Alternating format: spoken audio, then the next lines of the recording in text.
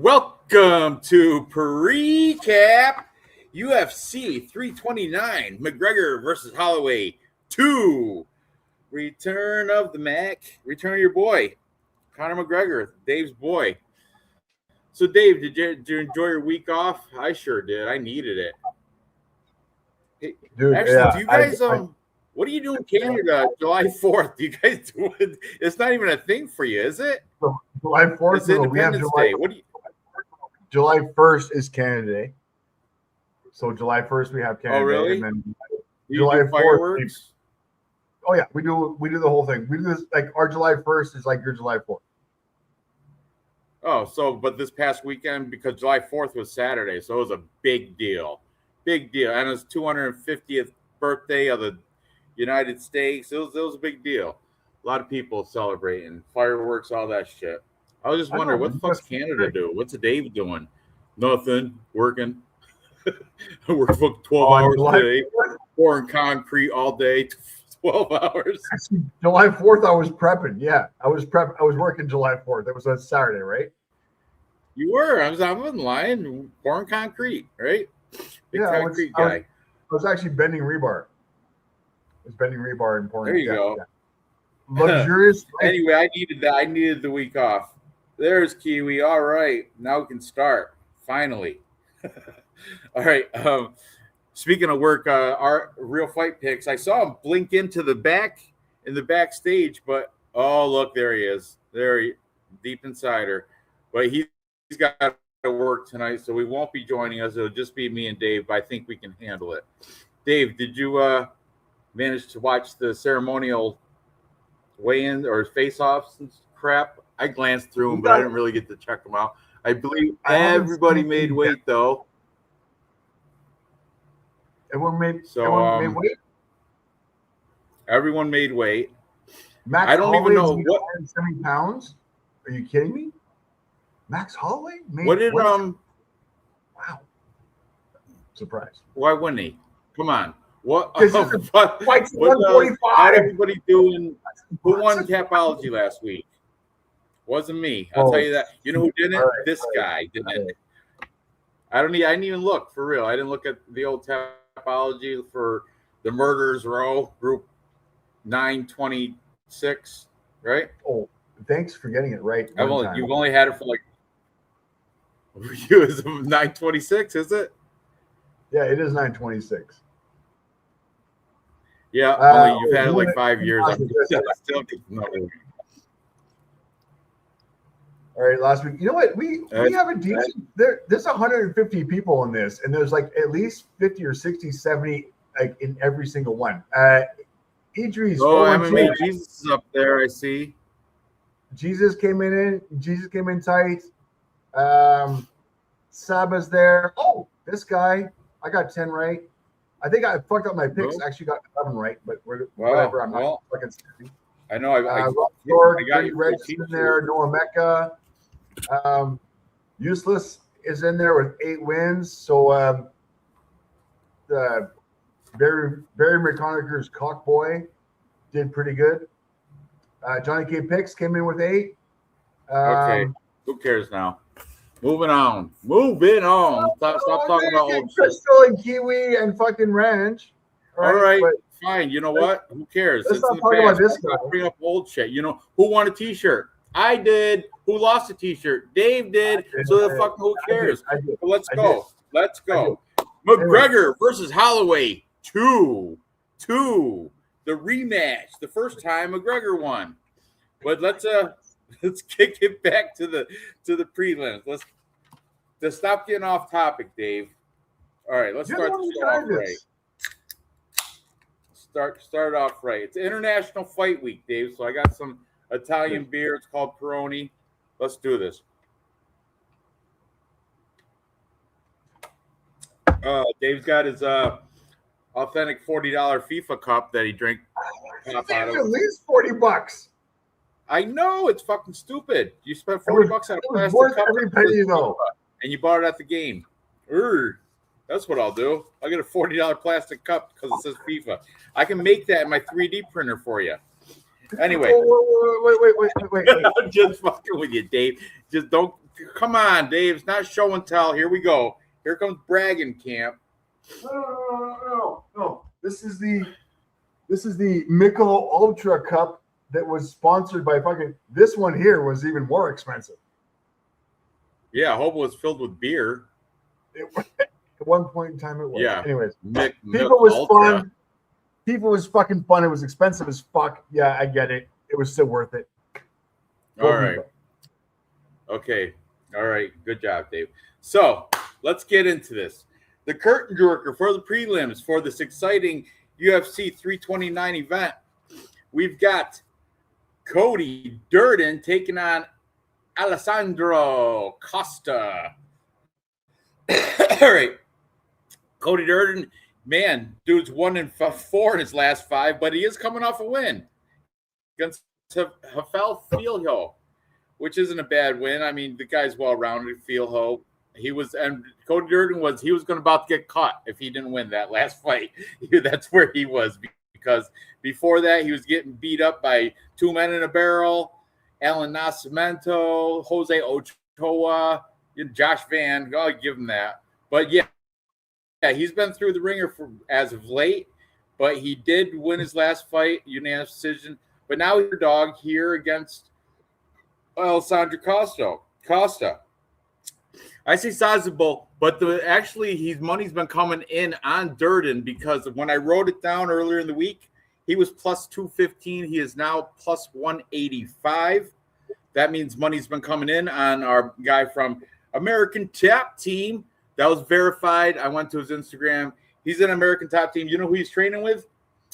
Malcolm Wellmaker. You know who that is, Dave? He's an exciting prospect. He's good, Malcolm Wellmaker. But that's who Cody Durden's been putting it in with, Wellmaker.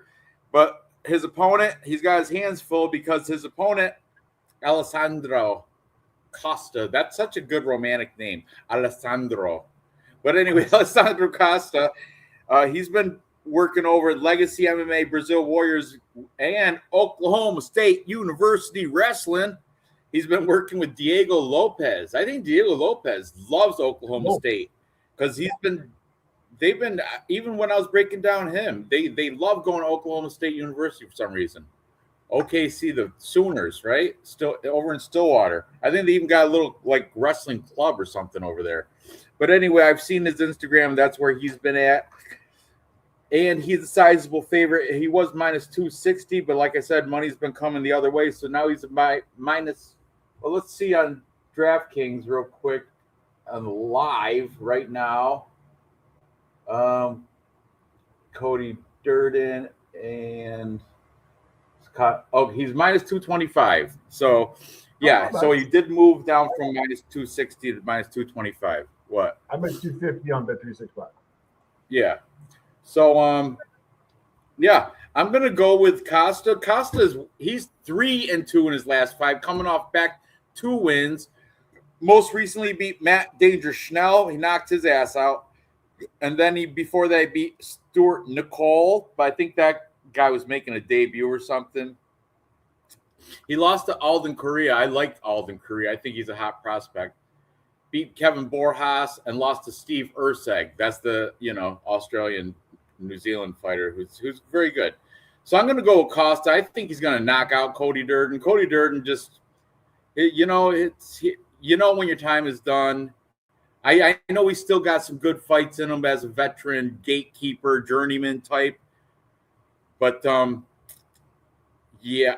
Oh, Stuart Nicole is shitty. Yeah, I said he was making his debut. But Cody Durden's kind of shitty. I'll send him back to where it came from. Remember that fight? Arichi Lang, I think it was. Cody Durden beat him, and he sent him back to where he came from. That was right at the height of COVID. Everybody loved him because Arichi Lang's Chinese, and they're blaming COVID on the Chinese. Fucking UFC. Kudos for being racist. Cody Durden, kudos to you too. Custom made. But I'm going to go with Alessandro Nono Costa. I think he's going to get this done. I see Cody Durden falling, I don't know, round 2, knockout for Costa. Dave, what are you doing? Stats real quick.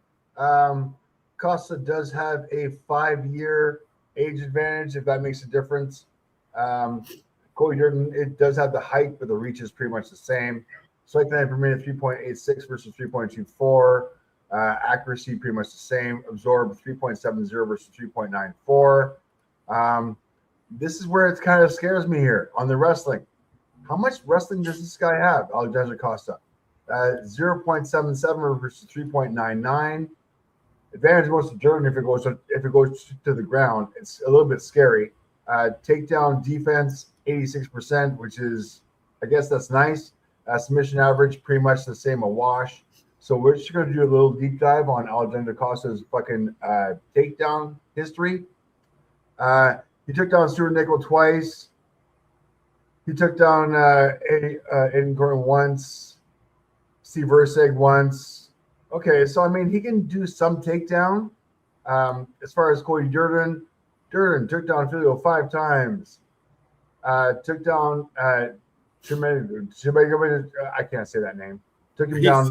2 men in a barrel. Just say 2 men in a barrel. Thank you. Took him down 3 times, but I mean, the other guy took him down 3 times. So I mean, if this turns into a wrestling match, mind you, he did take down Joshua Van twice, lost. Took down Joshua Ochoa twice, lost. Took down Alan Nascimento once and lost. That kind of puts that wrestling takedown out of the window for me. Me too. Costa. Cody is the better wrestler, though.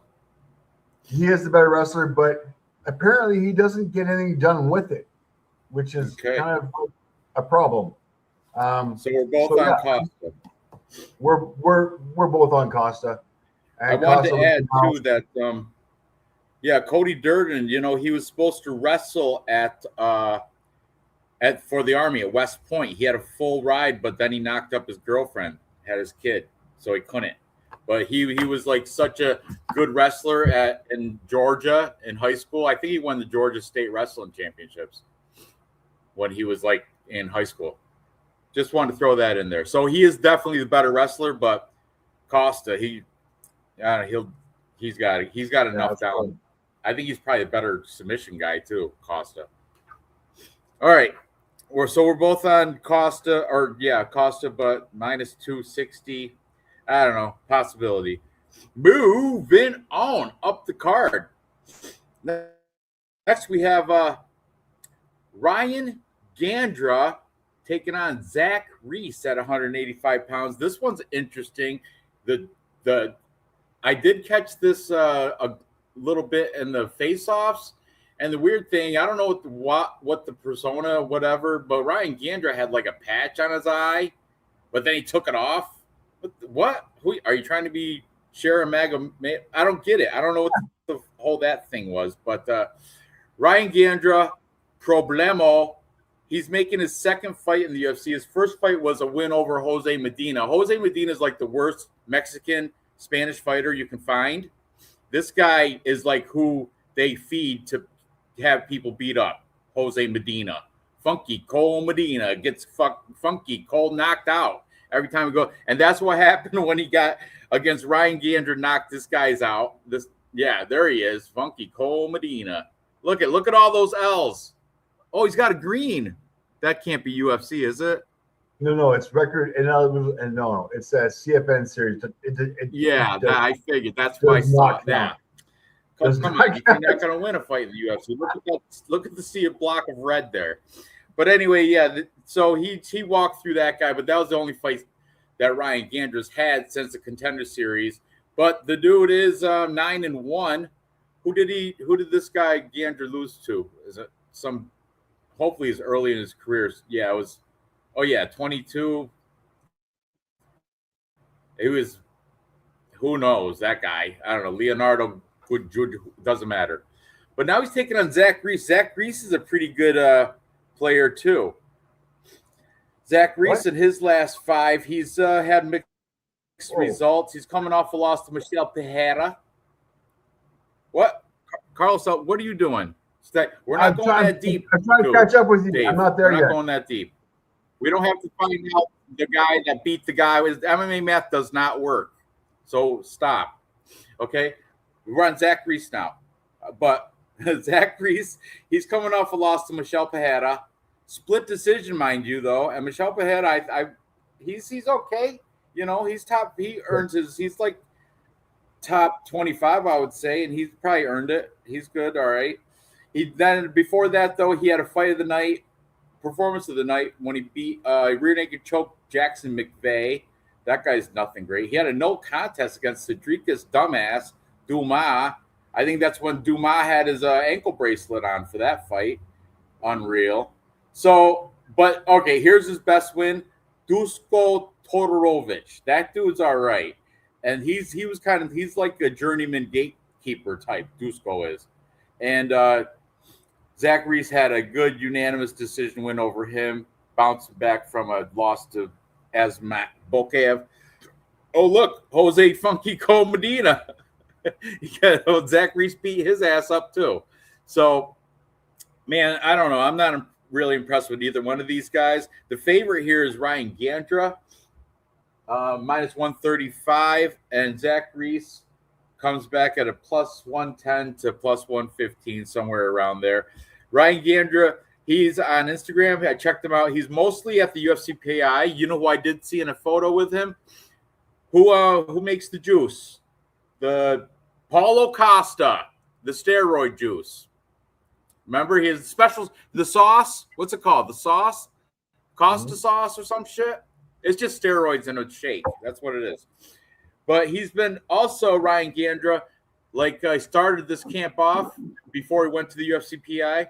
He was at the Fighting Nerds, you know, that whole crowd over down there. You got, you know, Kyle Borelho is the leader of them. And you got that dude that smokes the cigarettes. And we got, you know, what's his name? Charles Protez. You know, fuck. Anyway, the Fighting Nerds, all those guys. They're good.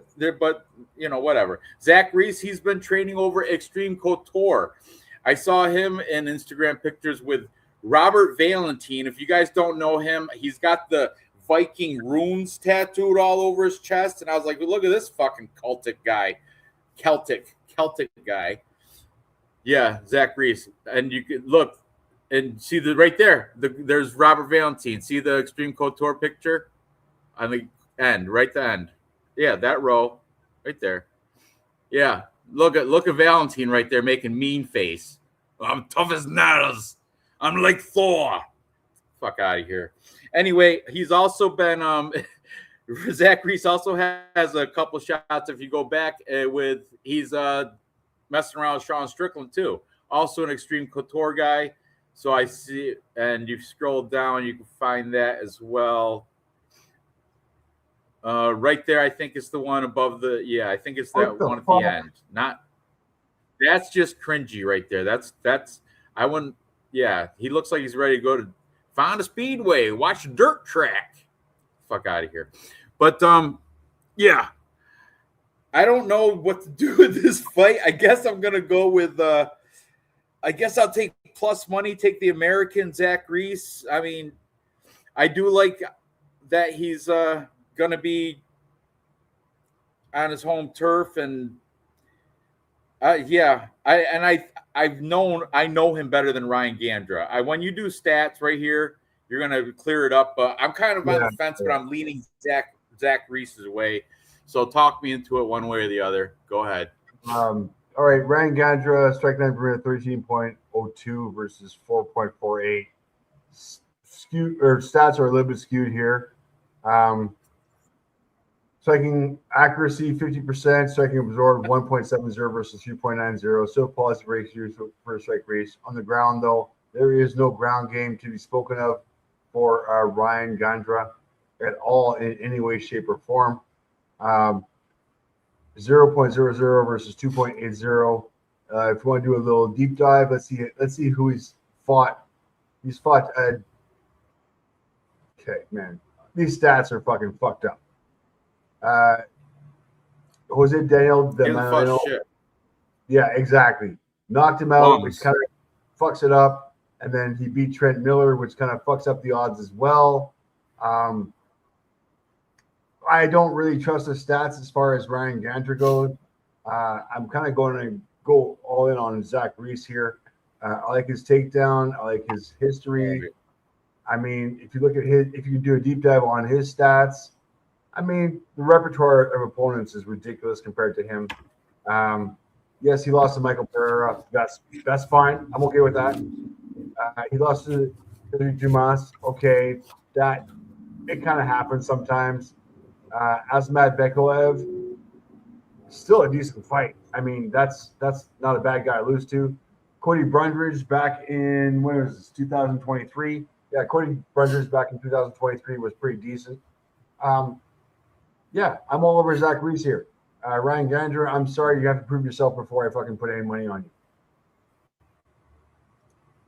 Good enough. Good enough. I'm with it too. I'll take Savage, Zach Reese.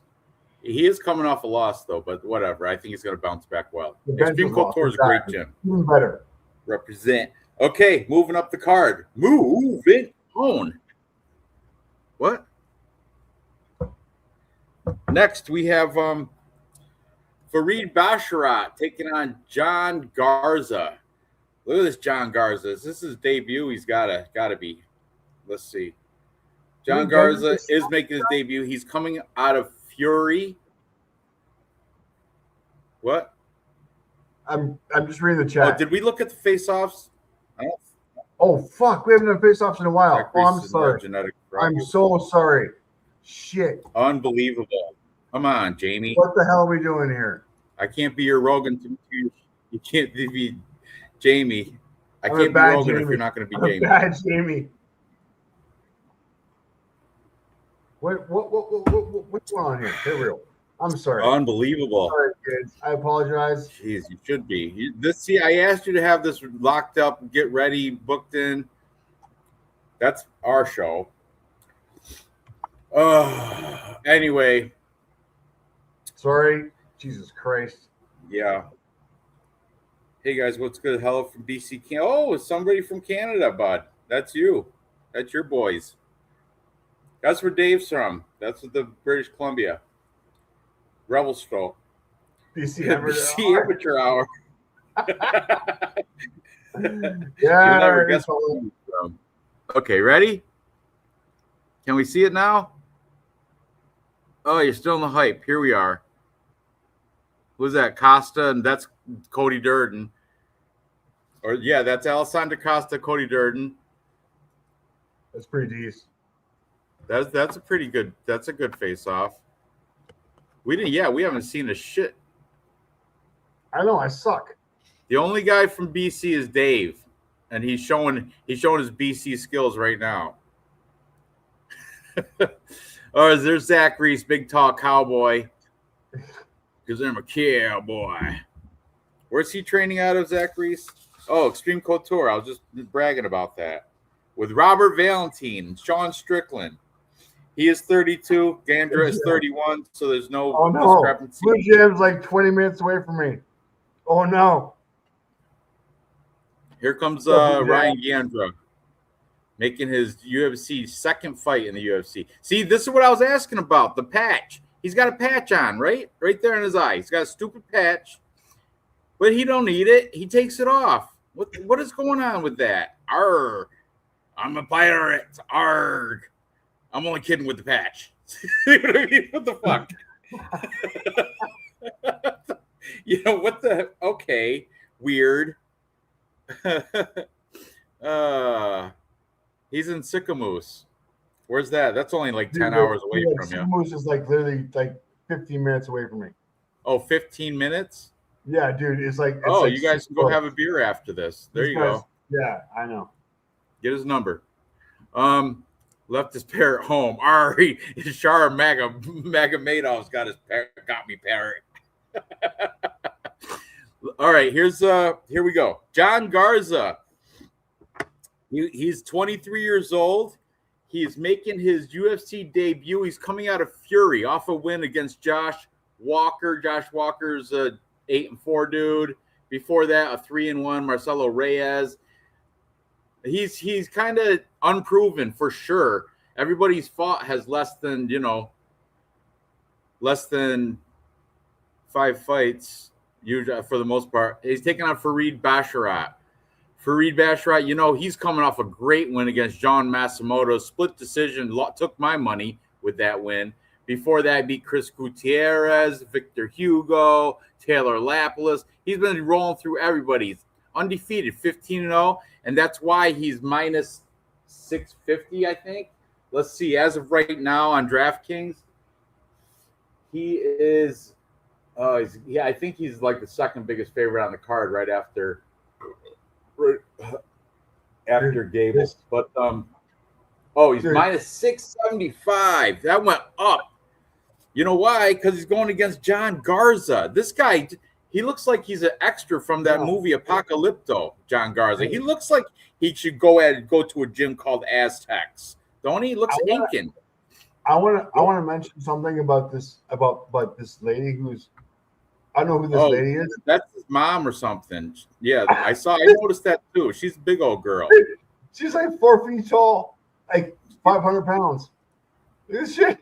Oh, cut it out. Just because she's as wide as she is tall. I like her. Shut up. I'm sorry. Don't be. That's for real. Aztecs MMA. She's highly. They put her on a pedestal back. She's well fed. Anyway. So yeah, you can't not take Fareed Basharat here. I mean, I'm going to be rooting for John Garza. Mowgli. That's Mowgli's the jungle, the kid, who I'm talking, jungle, whatever, that cartoon and shit. But anyway, yeah, I got to take Fareed Basharat. He's going to probably roll through him. I don't know, at least get a dominant, unanimous decision. Because I don't know, Fareed Basharat's not really a knockout guy, is he? Split decision, unanimous decision, nope, decisionator for sure. His last 4 fights ended decision, and this one is going to too, because John Garza's got heart, baby. He's Aztecian or whatever, Incan or Mayan, one of those. He looks like all 3 wrapped in one. So, yeah, Fareed Basharat. But you can't bet him because he's minus 675, which is disgusting. Earlier in the week, it was minus 600. Still gross. Dave, what are you going to do? Dude, the guy's coming off for 5 wins. 5 wins against fucking like Matsumoto, Gutierrez, Hugo. No. John Garza. I think John Garza is like a fucking lamb to the wolves right now. I'm all over Fareed. I have no ifs, ands, or buts. If you need a fucking lock on your fucking 3-leg parlay, this is your lock. What? Garza has an Indian chin. Rat will find it. Garza's not Indian like that. He's not a dot Indian or a feather Indian. He's like an Aztec Indian. It's like a Mayan Indian. He's like before the cradle of civilization Indian. He was his grandparents were sacrificing baby hearts and shit. Okay, stop. All right, all jokes aside, though, as a minority Asian, you can only get so far. It's just jokes, Look at him. Yeah, he's an OG. That's right, OG Indian. He's one of the first. His people, I think, his great grandfathers were those the giants. They put together those Peruvian Incan pyramids down there. Pico Picchu doesn't fucking tag racism. Pico Picchu. Hey, like I said, if you don't watch the show live, you might not even watch it because it'll be copyright infringed and slapped all over, and they'll take it down. So just tune in live, or you might not see it at all. You know how that goes. Good thing I don't have any marching powder. Jesus. All right, moving on. Here. Where are we at? You're so far. What are you doing? You just letting this roll? Where we at? Oh shit! Whoa! Fuck! Yeah, come on, Dave. Put down the blunt. Pay attention. Jesus, just letting. Now you got slap boxing and shit on there. There's Garza. All right. We don't. There you now. Done. All right. Now we can talk about penis. Damian Penis. Damian Penis is taking on Cesar Almeida. And for the All right, moving on. We're done. All right, next. Exactly. Thank you. Moving on. We got the Arubian, Damian Penis. Heard he's got that long, hard jab. Penetrates you. He's taking on Cesar Almeida. Keep in mind, Damian Penis is a young 24 years old. Cesar Almeida, he's 38, bro. 38 years old. People forget, man. Age is a factor in some of these fights. And this one, it may be. But it's tricky because this one, Cesar Almeida does have way more knowledge and experience than Damian Penis. Penis is training at Nova União, which is not bad. Nova União's decorated facility down in Brazil. The Arubian. Yeah, he is. He's from Aruba. He's his training partner is Mateus Camilo. I don't know if you guys know him. He's kind of like a up and coming prospect guy, but I checked it out on his Instagram. He's at everybody right now. Fight week, they all go to the UFC PI, FYI. But his normal place is the Nova União. The other guy, Cesar Almeida, he's been around for so long. This dude, let's see. I'm gonna check it out because I want to know how long. His career is pretty lengthy. I do. Yeah, dude started fighting as a pro. He fought Alex Pereira 3 times in kickboxing. If you go stroll all the way down to his Tapology, Cesar, look at that. Oh, and he even beat him once. Alex Pereira. Yeah, that Shama, that dude. He beat him in kickboxing, 2013. Lost to him surrounding that win, but so what? Who the fuck cares? Talk about the win. Yeah, WGP Kickboxing 17. He'll never forget that night. He wants to forget the other ones. But anyway, he's and Donovan Weiss too. That guy's good too. Donovan Weiss from Glory. He was a champ. But as a UFC MMA fighter, he's got what's he? Yeah, he's pretty much 1, 2, 3, 4, and 2 in the UFC. If you want to include Contender Series, busted in there. Before that, he was strictly just kickboxing, a little bit of Judo Brazil and stuff, a little bit of regional scene fighting. But yeah, I would say his best MMA win is against Abdul Razak Al Hassan, but that guy's a bonehead. And it was a left hook knockout. And you know what? That could happen against Damian Penis. But Penis is much younger, and I can't overcome that age thing.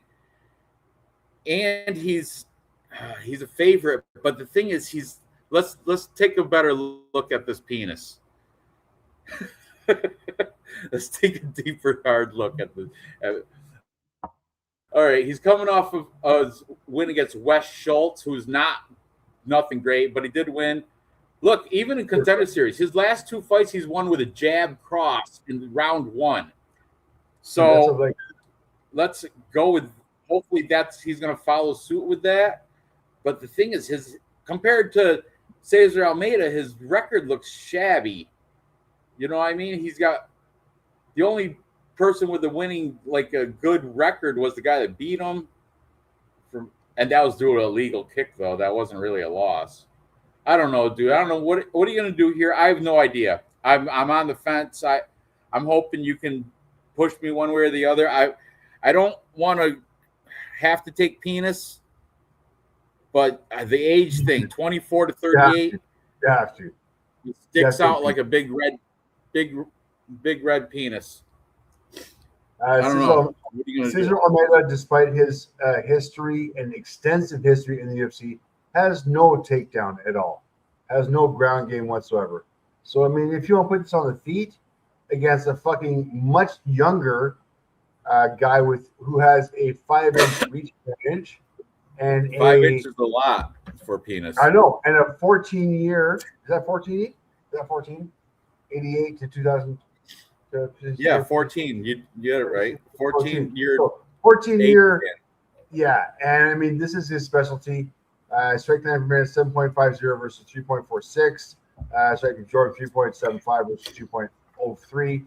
Both of which negative striking ratio, but the volume has to go to this big guy. The youth, the reach, the fact that these guys have no takedown, like it's gonna, if it stays on the feet, it's gonna be ugly. Takedown defense, 100%. If you want to do a little bit of deep dive on his stats, only 3 fights. Oh, sorry, only 2 fights. But I mean, Victor Costa, decent. Wes Schultz, also pretty decent. Took care of him the way he should have in the first round. Whereas you go to Cesar, his last loss against Cesar, I mean, he got taken down 6 times, so he's got no takedown whatsoever. Says that's Michael Olszewski's younger brother, Cesare. Yeah, exactly. So I mean, he needs the volume. That, right? That last fight, you know that? The strikes on the feet, and it's just not going to happen for him.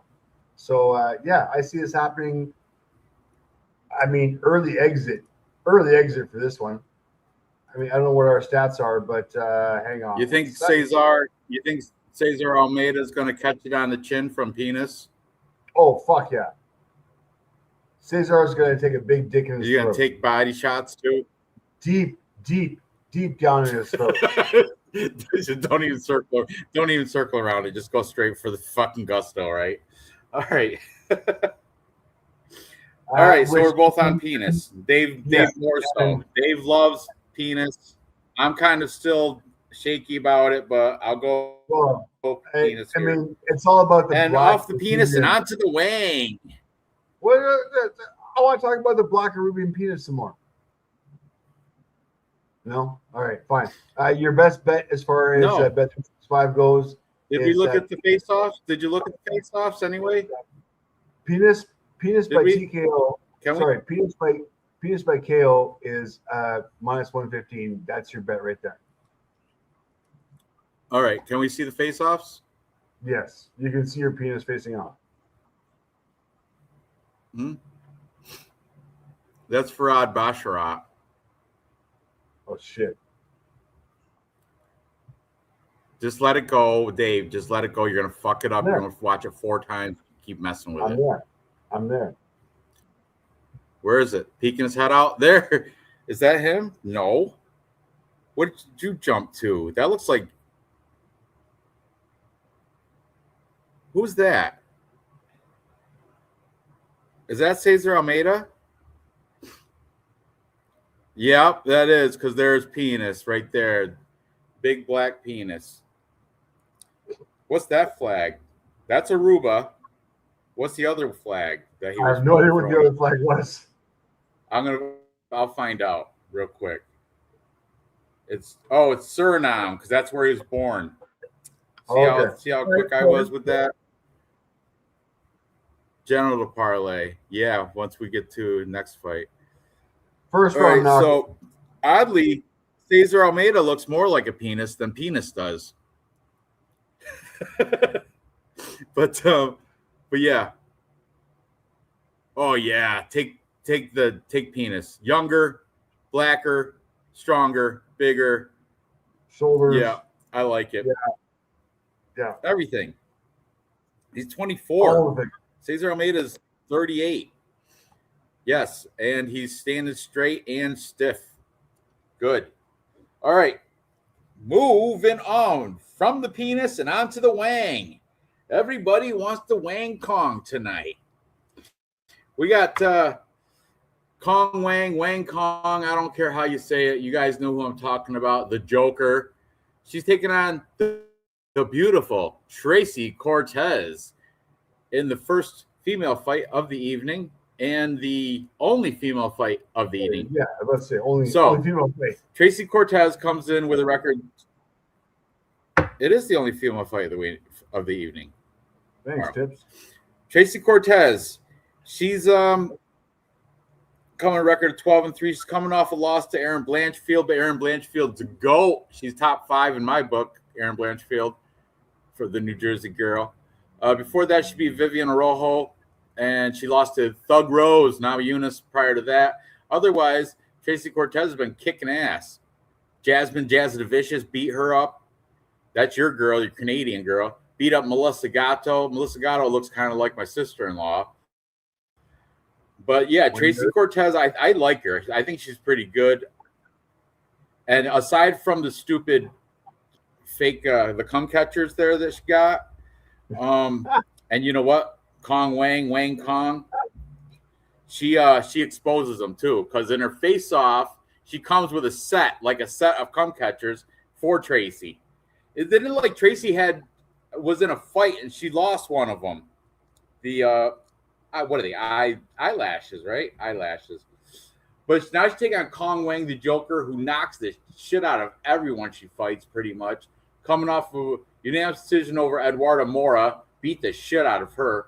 Before that, Ariana Lipsky did the same thing, beat the shit out of her. Bruna Brazil beat the shit out of her. She lost to Gabriel Fernandez because she sucks at ground game. That's where Tracy Cortez is going to win. Wrestling. Tracy Cortez, her whole family wrestles. Her brother is like standout, like won some Arizona State wrestling championships. She's from a background of wrestlers, Tracy Cortez, and that's Kong Wang's kryptonite. That's where she can't get shit done on the ground, and that's when she loses, unless she knocks her out real quick, which I don't think it's going to happen. Look at Tracy Cortez is tough. I know she's OnlyFans and all that shit. I don't even know if she's OnlyFans, but she looks like it, right? If not, she could make $1 million doing that because she is beautiful. Look at that. No undershirt. She don't give a shit. Then she was fucking your boy Ortega, right? Brian Ortega, was that the one? So. I think so too. Good. Then he started talking that crazy shit about eagles breaking their beaks and talons and shit, and rebirth of eagles. Got weird. Look at that. Look at Owen that night. Did you see that? Woo! Good thing I didn't meet her out, Tracy Cortez. But for real, she does have good, solid wrestling. I'm not, all jokes aside, she's definitely the dominant. If it goes to the ground, she's going to dominate. And that's what I predict is going to happen, because Wang Kong, she sneaky though. I checked out Kong Wang. She's training, guess where? Alpha male. You know what alpha male's expertise is? Wrestling. They turn strikers, and look at with Uriah Faber right there. Look at her.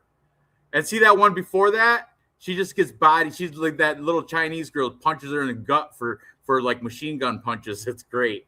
And she's like, oh, after workout massage. Go to the other clip before that. Right there, that clip right there. Look at, but she just stands there and takes it. And if you pans the gym, and there's the logo, Alpha Male. So she's at Alpha Male, supposed to working on a wrestler, but instead she's getting the massage abdominal punch massage from this little Chinese girl with the high pink socks. So weird. But anyway, the high pink socks. How do you pick out the high pink socks? You gotta look at. You can't see them. How do you not? Yeah, I know. It's not what I know. Now that I mention them, you can't stop looking at them, right? I know. I can't stop now. Right? But anyway, I gotta go with I'm gonna go with Tracy Cortez. I think this will find its way to the ground, and a couple weeks at Alpha Male is not gonna beat a lifetime of wrestling with all your siblings and your entire family. I think your dad might be like a coach or some shit, for real. So I'm taking Tracy Cortez, unless Kong Wang can knock her out, but I don't think that's going to happen. Even watch the face-offs with the cum catchers. It's so cringy. She tried to be funny, and when Asian people try to be funny and it fails, it's just so cringy. And this Kong, look at, she got the cum catchers right in her hand. There's a whole bunch of eyelashes, stick-ons. See that? Oh, look at for Tracy Cortez. That's how Tracy Cortez. Fuck out of here, Kong Wang. It's not even funny. And look, Tracy Cortez learned. She knows she don't work cum catchers anymore fighting. Ever since that one fell off in the mid-fight, she stopped doing that shit. Now she's just wrestling. She looks like a wrestler now. She don't give a shit. Oh yeah, that's a winner right there. That's a winner. Ha, that's look, watch this. That's a for you. That's a for you. That's a come catch ya. Fuck out. No, no. Oh, she gave it to her too. And look, Cortez took them. She's like, I'll use these fuckers later, after the fight, post fight hoeing. When I go hoeing after the fight, I'm putting your cup catchers. I don't know if I would have taken them. Oh Huh? man, I don't. Cortez a little high, but she's probably gonna lose. She might get knocked out, but I don't think so. Sister-in-law has good feet. I don't know what her feet look like, dude. I know she looks like Melissa Gatto in the face, though. I'm not a weirdo like that. That shit's weird. All right, Wang wanted to be charismatic and cool, but such a bad result. Agreed, Blue Jay. M. Seriously, that was horrible. That was horrible. Good try though, Kang. Kong. No, it's not. Kong. Everybody want a Wang Kong tonight. Yeah, everybody want a Wang Kong, but they're not gonna because Cortez is gonna beat her. Who you got, Dave? Oh, fucking all day long. I got Cortez. All right, there we go. I hope it goes down to the ground and she wrestles. And I think she's the slight underdog, I do believe. Oh, she's even money, plus 100. Oh, yeah. Kong Wang, minus 120. I don't bet on girls, but I mean, this one here, yeah. Seriously? I know you don't. We don't put it, but I'm just saying for your full card. Cortez minus 105. I'm going to put a bet on that. I don't usually. I don't bet on girls. Oh, she got minus 105. I'm going to put a bet on. You just contradict yourself in 10 seconds. 100%. Ridiculous. 100%. I'm fading. I'm fading Kong Wang. You do that. I'm moving on. Moving on. Next, we got the featherweight fight between Kai Kamaka III, the fighting Hawaiian, taking on Luke Riley. Luke Riley coming out of Liverpool, England, the next generation MMA. That's Patty Pimblett's place, or not place, but that's the same gym he goes to. And it was confirmed Luke Riley still is at Next Gen. Also, he's been training at a place called Scotty's Gym. And boy, on his Instagram, dude, his punches are like machine gun. He's so fast. Kai Kamaka, I mean, he's good and he's solid. He's training at Extreme Couture with his head coach is Eddie Baracco. That's one of the main coaches at Extreme Couture, him and Eric Nixick, you know.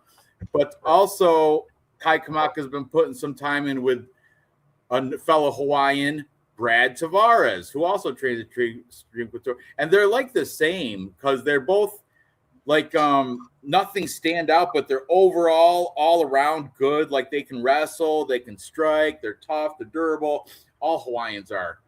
He's trying to be, jump on the Max Holloway, all Hawaiian. He wants to do a Hawaiian parlay.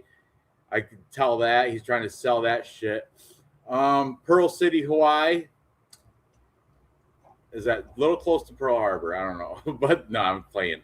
But 31 for years of age for Kai Kamaka. Luke Riley's 27. No big discrepancy there. Luke Riley is the favorite here, and he's minus 218 right now in DraftKings. Kai Kamaka comes back at plus 180.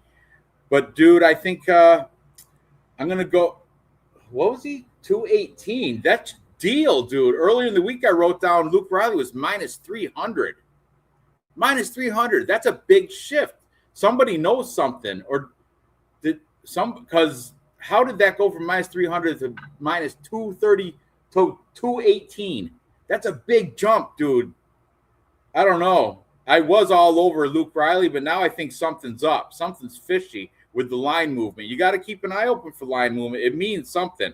Sharps know shit, and that's where the money, like today, is where the money's going through.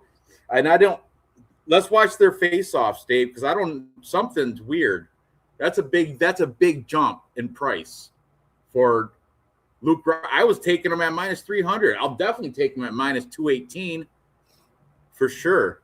There's Kai Kamaka. Looking solid, looking good, looking like he always does. He's solid. He's a good, solid vet. Like he's not. I wouldn't say he's he's kind of veteran. He's got a lot of Bellator experience. Kai Kamaka. You know, he went over there for years, and he did well over Bellator too. I always bet him when I was betting Bellator. Luke Riley, this young chap. Dude, he's fast. He's so fast. He is so fast. When I was looking at his Instagram, it was like I said, machine gun. And he's bigger. Look at, without even, I don't care if Kai Kamaka slouch or anything. If they're both standards. Yeah, I'm still on Luke Riley, and now at minus 218, I'm more so on Luke Riley. I'm gonna jump all over that number. I already put a bet on him at minus 300 in a parlay. I threw him in a parlay already. But yeah. In reality, he's at minus 250. He is training. I told you he trains over Next Gem with Patty Pimblett, and he's on Instagram. Welcome to Shamrock. You know that guy Shamrock? And he's been putting it in, like all grappling, all sorts of shit. He had his wrestling sneakers on, but his main thing is striking, and he's quick as shit, this dude. And undefeated. Yeah, I know it's all mostly Cage Warriors, but Cage Warriors is reputable. They're okay. It's a good regional scene. That's the British. That's the English regional scene. Can't knock it. It's good. So, yeah, what are you gonna do, Dave? Oh, I'm all over. I mean, Kai Kamaka back in the day, amazing. Things have changed now. He is a little midget, which does not help him. Striking ratio, Luke Riley, 5.56 versus 5.40, even there. Absorbed 3.32 versus 5.67. Huge advantage there for Luke Riley. On the ground, I don't know if this is going to make it to the ground, but Kai Kamaka 1.51 takedown average. Takedown defense is not great for Luke Riley, but I think he's been working on that. So, I mean, he has been taken down once by Mako and still won. He got taken down by Bogdan 4 times, still fucking won. Performance of the fucking night. So yeah, Bogdan Grad, that guy's not good either. No, and Kai Kamaka takedowns. He has had 1 takedown and a loss, 1 takedown and a loss, 5 takedowns versus Tony Riley, which is what skews the stats a little bit here. So takedown average, I'm not going to take that into consideration too much. So yeah, I'm all over Luke Riley here. Easy, undefeated fight, minus 250 all day long. Huge size. Yeah, it is. That's a big jump in price, though. So it's like somebody sharp knows something weird, like maybe Luke Riley's sick or something. I don't know. I'm just gonna go with it. He looks fine in the face-offs. That's happened today. I'm gonna go with it. So, all right, I'm gonna even put a little asterisk. He might make our 3-legger at the end. The plus money junkie parlay. So, all right, moving on up the card. Next, we have some light guys. The return of No Love, Cody Garbrandt. Cody Garbrandt's coming off a win, actually. It's a Long Zhao, which is pretty good. And he's taking on Adrian Yanez. Adrian Yanez coming off a majority draw with Ricky Simone. And before that, he lost to Daniel Marcos. So let's see. Age difference. Cody Garbrandt's 35. Adrian Yanez, 32. Nothing doing there. Cody Garbrandt, though, his Instagram sucks. He's at Nemea Boxing, but that's where his Instagram shows he's training, but he's not really training hard. He's more modeling. He's got a beautiful wife, the fake boobs. She is gorgeous. Look at her. Look at that family. Look at his wife. Are you kidding me? Come on. Tell me. Yeah, I wouldn't be training either with a wife like that. That kid looks well fed. Look, chubby cheeks. Yeah. Kid looks well fed. I don't think he's on formula either. I wouldn't be. I wouldn't want the formula either. I'll be on the natural mom's milk. From the top. But anyway, Cody Gar, if you look at his shooting guns, riding motorcycles, selling trucks, I don't see any training. No training. No, look at the bathing suit picture. Are you kidding me? That's not training, though. That's why I got to go with Adrian Yanez. Adrian Yanez, Metro Fight Club. I know as of his last 5, he's 1, 3, and 1, which is not very good.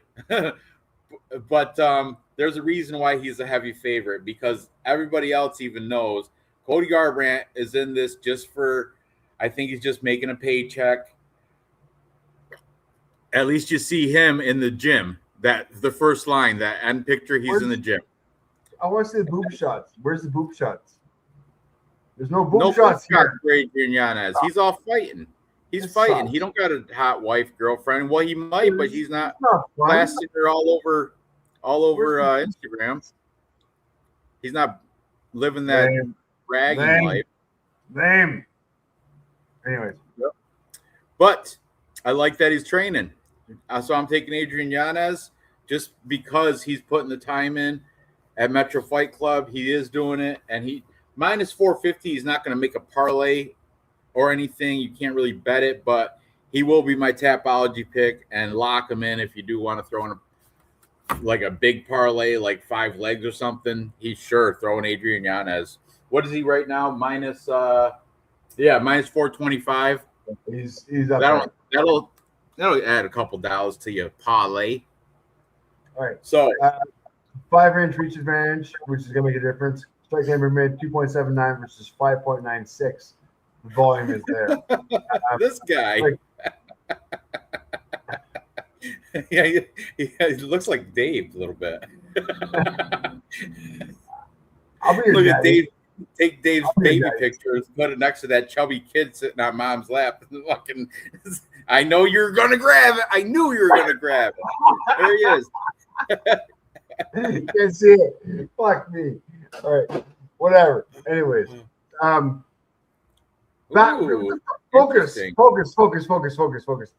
Yanez, striker number 5.96 versus 2.79. Striking absorb 3.66. Negative striking ratio for Cody. 5.24. Positive. Still high, but positive. Takedown, not going to happen on either way. So it's going to be on the feet. Yanez is going to own him on the feet. It's going to be ugly. Man. Okay, yeah, so I'll give Cody a little bit of credit with the history of what I've got going on here. All right, we'll give Cody by decision, but it's going to probably finish earlier than that. Yeah, that's what I got. Oh, face-offs. Okay. You said Cody Garbrandt by decision? No, Cody's going to lose by decision. I'm giving Cody enough credit that he's going to make the decision, but having thought of that, no, he's not going to make a decision. There's no way Cody's. Who's that girl behind Joe Rogan? Go back a little bit. Who is that girl just standing there this whole weigh-in show? Right there with the white. Watch. See her? Standing right behind Joe Rogan, right there. Who is that? A little bit. Oh, this one? Who's that? Just standing there. The whole show, weigh-in show, just standing there. Weird. Anyway, it doesn't matter. Continue. I know the other ones. Chrissy Blair, Brooklyn Wren. I don't know the new Spanish girl, but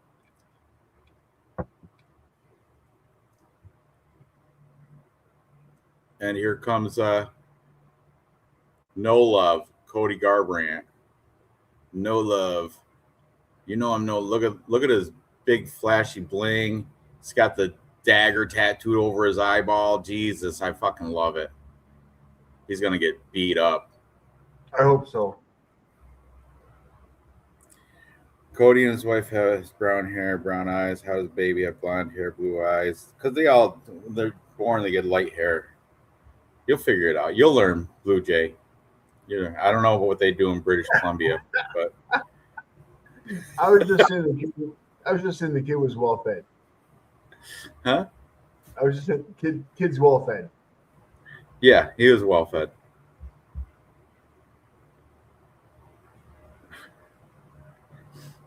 Oh, too much, Kiwi. Okay, so enough of that. You're on Adrian Yanez, I'm assuming, right? Moving on up the card. Lots of Jerry Springer. Yeah. All right. So moving up the card. Next, we have the biggest line on the card for a biggest line in history for a debut. Oh shit! Yeah, Gable Stevenson. His name precedes him. He's like a legend to the collegiate wrestling world, coming out of University of Minnesota. It says he's at Jackson Wink Academy, but on his Instagram, I didn't see much of that because, like I said, everything's at the UFC PI for this. Everybody's just locking in hours of training time at the PI. And but this Gable Stevenson, he's 3-0. He has got a 1 fight in the LFA, 1 fight in APFC, and 1 fight in MFL, I think it's called, or something. I don't know these people. Oh, he's got a few more. What are the? Oh, those are other not mixed martial arts fights, I guess. Yeah. Let me see. I didn't really look at it because it's ridiculous, Steven. It is. Okay. Oh, they're wrestling matches. They're wrestling matches. Alexander Romanov tech-falled him, who is probably the best fighter. He's the only fighter I know on this entire list of people. Everybody else, custom rules. And look at 11-3 was his best win, Hugo Lozama. And that guy was just some Mexican guy that, man, he looks like he's a jobber. Yeah. Anyway, he's taking on another jobber, another fucking guy just coming here to lose, Alicia Ellison. Alicia Ellison is training out of Combat Sports and Fitness and Ultimate Combat Fitness.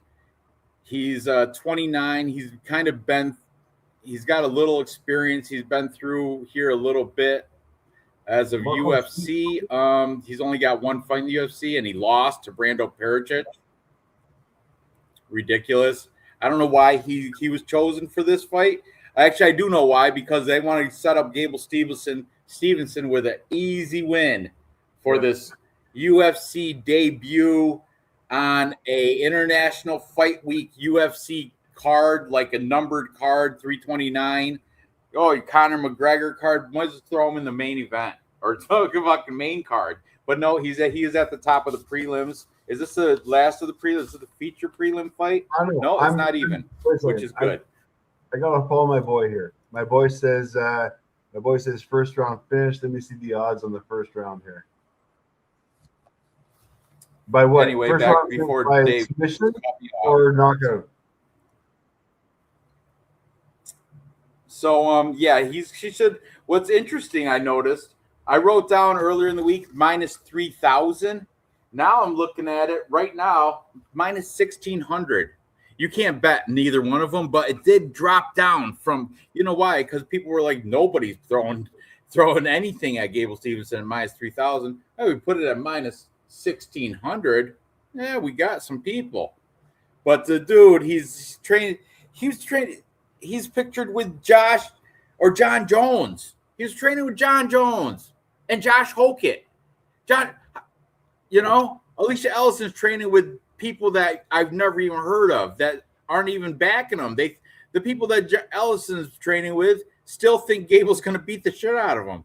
It's just crazy. So, yeah, look, he's with Josh Hokett. I definitely saw John Jones, and look, right there's John Jones. Yeah, he's been training with John Jones, and I heard he's been training with Josh Hokett as well. University of Minnesota. Stand up, because your boy is going to represent, and he's going to roll through this guy. Call it what you will. It's good. There he is. It's going to be round 1 knockout for Gable Stevenson. Easy peasy. We spent too much time on it. Did we look at him facing off or not? Oh yeah. Let's do that quickly so we can move on. Get off that shit. Dude, KO minus 150, minus 185. I'm on that one right there. Minus 185.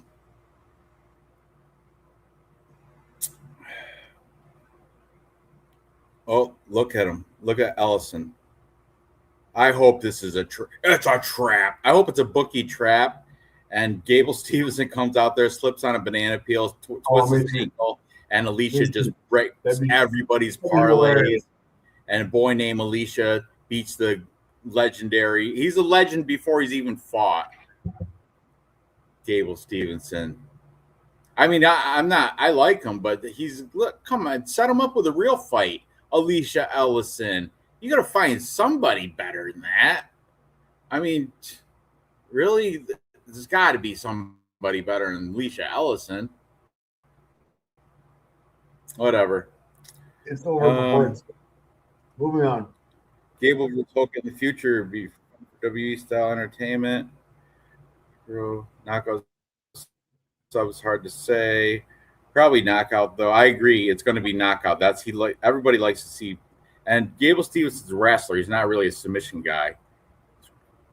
So, yeah. Moving on. Next up the card, we got people jumping.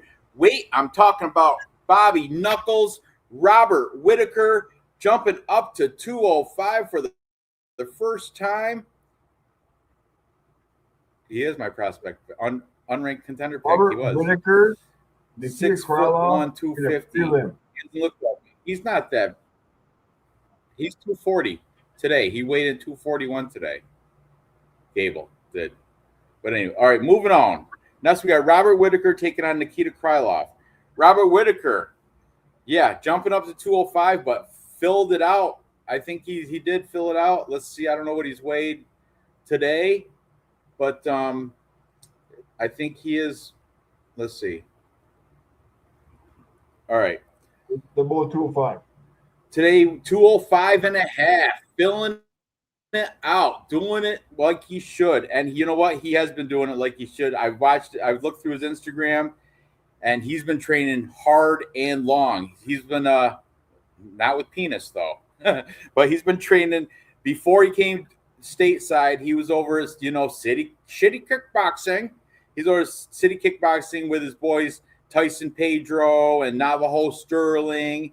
And even when Navajo Sterling fought, like last week or the week before last, he was training with Robert Whittaker for his fight. So he's been all over shitty kickboxing. And then he came stateside. Since he's been here, he's been at the Doyle Boxing Club and Sergio Penne BJJ. I think it's like the same facility, but it goes by two names because they got jiu-jitsu and boxing. And pause it. There, thank you. Robert Whittaker's been spotted training on his Instagram, and while he's in Vegas, he's training with Chidi Bang Bang Njokuani, which is awesome because Chidi Njokuani got that reach just like Nikita Krylov. Nikita Krylov's got like 3 inches on him, reach and height and reach. I think let's see, hold on. Yeah, he's got 4-inch reach advantage and a 3-inch height advantage. Krylov does, but that's why Robert Whittaker, smart, bringing in Chidi Bang Bang Njokuani with that super long wingspan. So he's been training with him, which I fucking love it. I love it. And Nikita Krylov, though, he's been doing his thing too. He's Ukrainian, even though they're at war. He's training at the other side. He's training with the Russians, specifically a dude named Shamil Abdulayev. And he's training, I don't know, it might be Ukraine, but it's someplace called Ossetia, Alana MMA or something, Alania MMA, right there. Look that's Kopolov right there. That's an old picture though. But that's the Russian Chase Hooper. What's his name? Kopolov, right? Anyway, but he's been doing it. Look at the picture where he's with his whole crew. I don't know any of those dudes, but they're all end in V, and they're all Russians, right? Yeah, like I said, they all end in V. They're all Russians, end in V, but I don't know none of them. But anyway, I'm gonna go with Bobby Knuckles. I like Robert Whitaker. I've been a fan for ages. I know he's coming off back-to-back losses. He lost to Kamzat, but that's a give. And then he lost to Rainier DeRitter. And they'll split decision with Rainier DeRitter. Kamzat face cranked him. What the fuck? That's a bad way to lose, dude. And also Krylov's coming off a win too against Modestas Bukauskas. Knocked him out. So this is not an easy pick. I mean, it could go either way, but I'm leaning Whitaker. I like it. I think it's a 3-round fight. I think he's gonna go the distance. I think he's gonna edge him out on points, a little bit more volume. I think he's getting ready to stand up battle this Krylov, and he's gonna outpoint him, outstrike him. I think training with Njokuani, he's good for the reach. I like it. Dave, who you got? How many fights has Robert Whitaker fight at 205? What?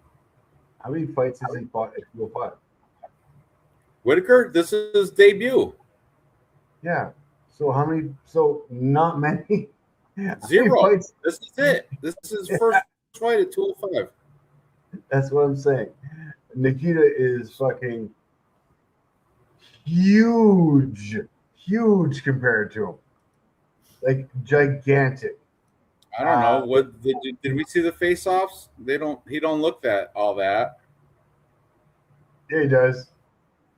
I don't know. Look at the size of those biceps on Whitaker. I don't know. I think Whitaker looks tough. He's ready. He's filled out. I told you, 205. A little height and reach. Who cares? That's why he's been training with Njokuani. All right. Strike that per minute. 4.36 versus 4.39. Strike absorbed 2.59 versus 3.36. Advantage Krylov on the feet at this weight class. Next, on the ground. Takedown average. Comfortable for Krylov, 2.05 versus 0.73. Look, everybody's now listening to your shit about moving up to 205. It's good. You don't have to fucking start with himself. He's going up against a giant, like a big bass, fucking 17-pound fucking bass. He's not going to lose. He doesn't want to lose in front of his kids and his wife at International Fight Week. I don't care. 3-inch reach, fucking. Oh. Get 5-6 inch reach. This? You owe me a t-shirt. You can win it back. I would love to. T-shirt. Yeah, all over this. Okay. On the ground, though, Krylov has the advantage on the ground, too. Like, really? I don't know. And on the feet, Bobby Knuckles, he knows how to wrestle a little bit. Robbie Whitaker. He's got the Gracie Jiu-Jitsu Smeaton Grange. That's his secondary school after City Kickboxing. He does it all, bro. We're going to be talking about people out of the weight class a little bit later on as well, which you should not be fighting out of your weight class unless you have to. Why not? Get out of your comfort zone. 145 to 170. 145 to 170 is not a fucking weight jump. Jump right over that 155 class. You don't need it. Knocking out fucking Justin Gaethje. Don't worry about that, Dave. We'll talk about that when we get to it. It's not moving on. 170 is okay. Fine. Moving on. I'm on Krylov. Of the main card. I'm on Krylov. I know. I wrote it down. We got a t-shirt bet. Where you been? Okay, I'm down 1. I need to win it back. Huh? You are down 1. You're gonna be down 2 after tomorrow. After Robert Whitaker reaps up Nikita Krylov.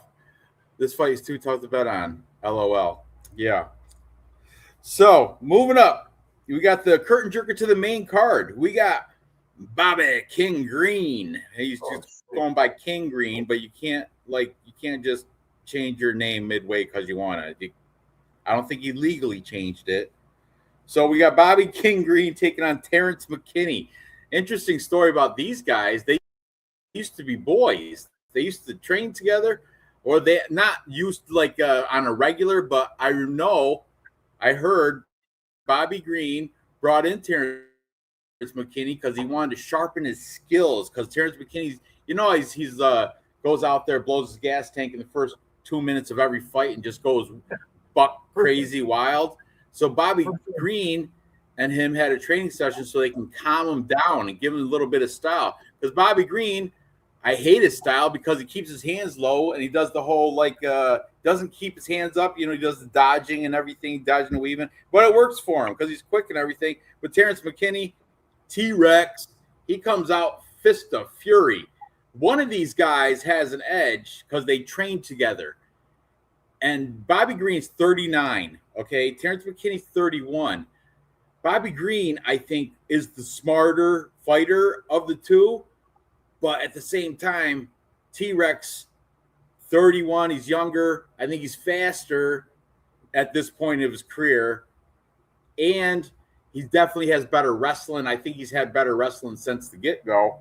But King Green's always been like more of a flashy striker type, coming from angles you can't see the angles he's coming in from. But now that he's 39 years old, 39, 10 months, almost 40, it's just I think he's lost a step.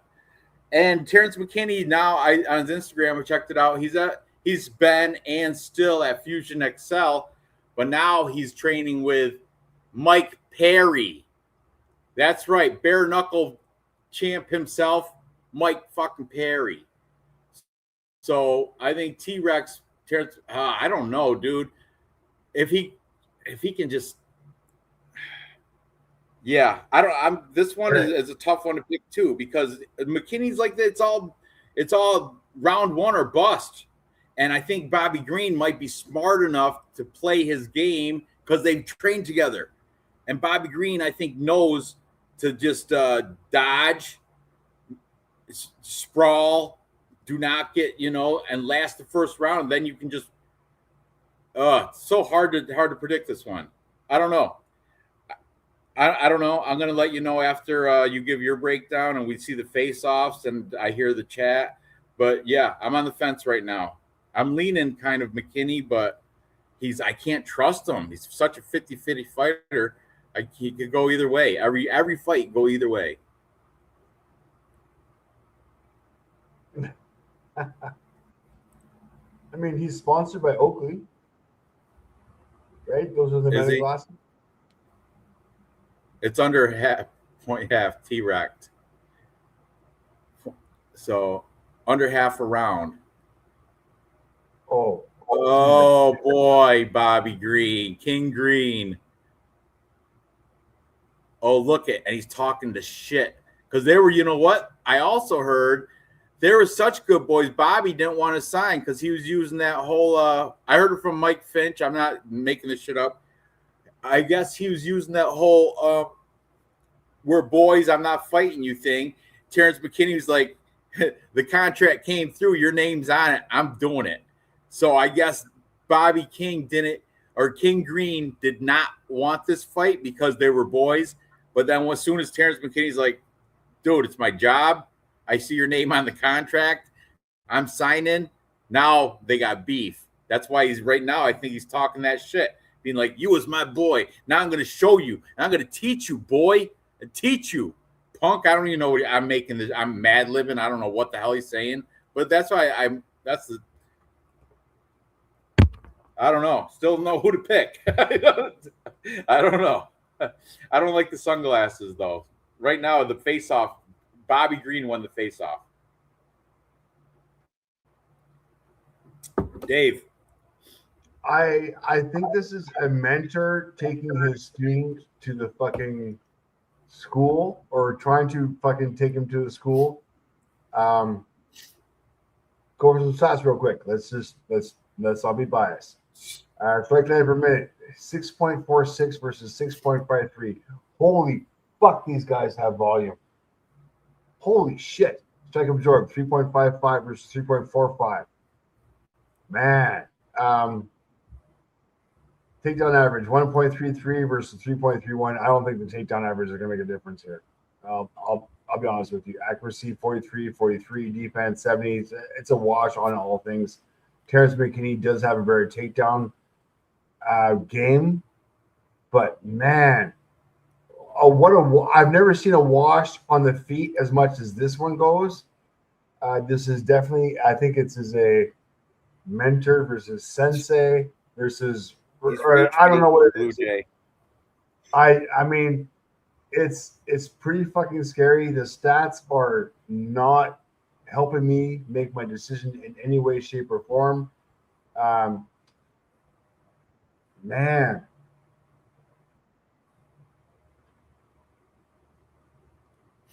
I'm going with Yeah. the kid. By the way, this deep insider shit right here, by decision, he's trolling y'all. He's rage baiting. Everybody knows Terrence McKinney don't go out of the first round. He's just fucking with you. This is it. Exactly. That's Yeah. so. T-Mac. T-Mac is going to have the advantage on this one. I'm going for it. Unfortunately, wash out. I'm gonna play the age game here. Yeah, That's that tipped me over. Because Bobby Green's like 40. He's going to be 40. He's already owns a strip club, and he's all. I can't even find training pictures because all his pictures are all just him being flashy and being, the owner of a strip club and shit. I can't find any training pictures of Bobby Green.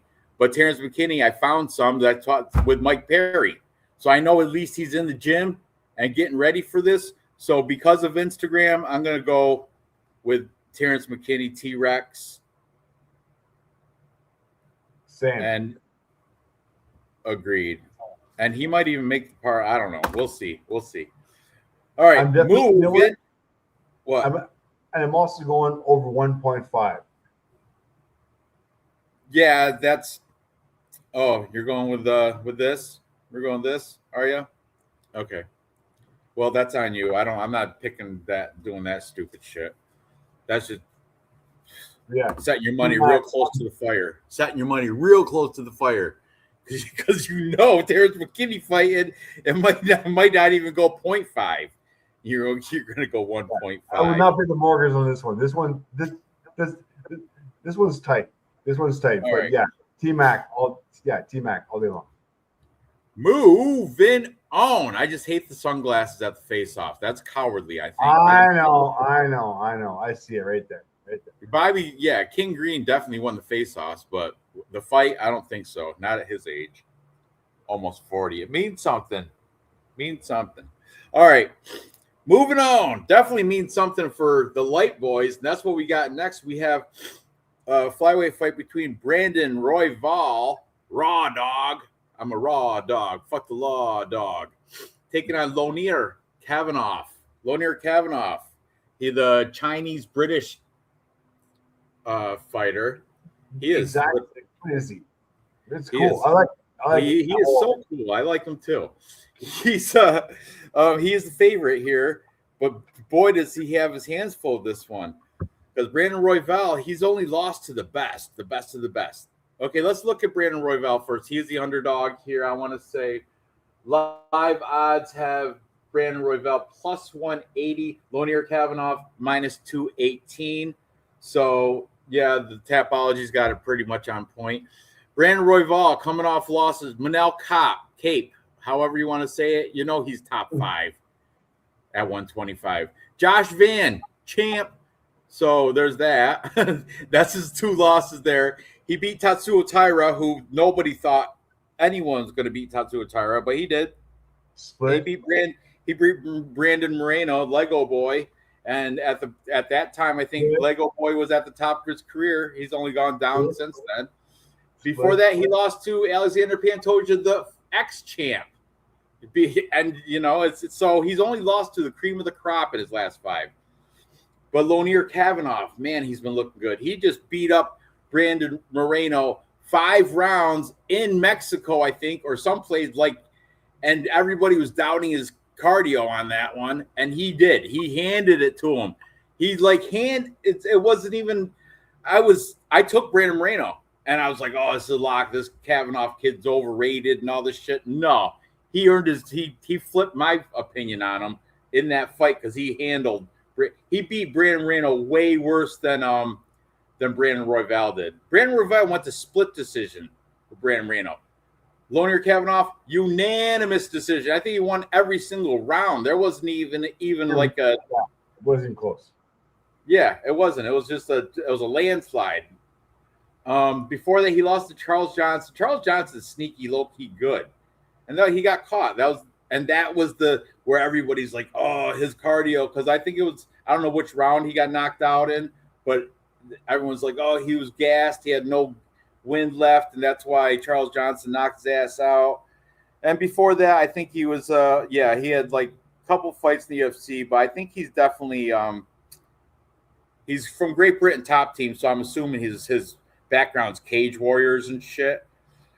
But here's the thing. So Great Britain top team, now it's all good and fine. Brandon Royval, though, man, he's at Trevor Whitman's new gym. You know, Trevor Whitman's like the famed coach from Elevation.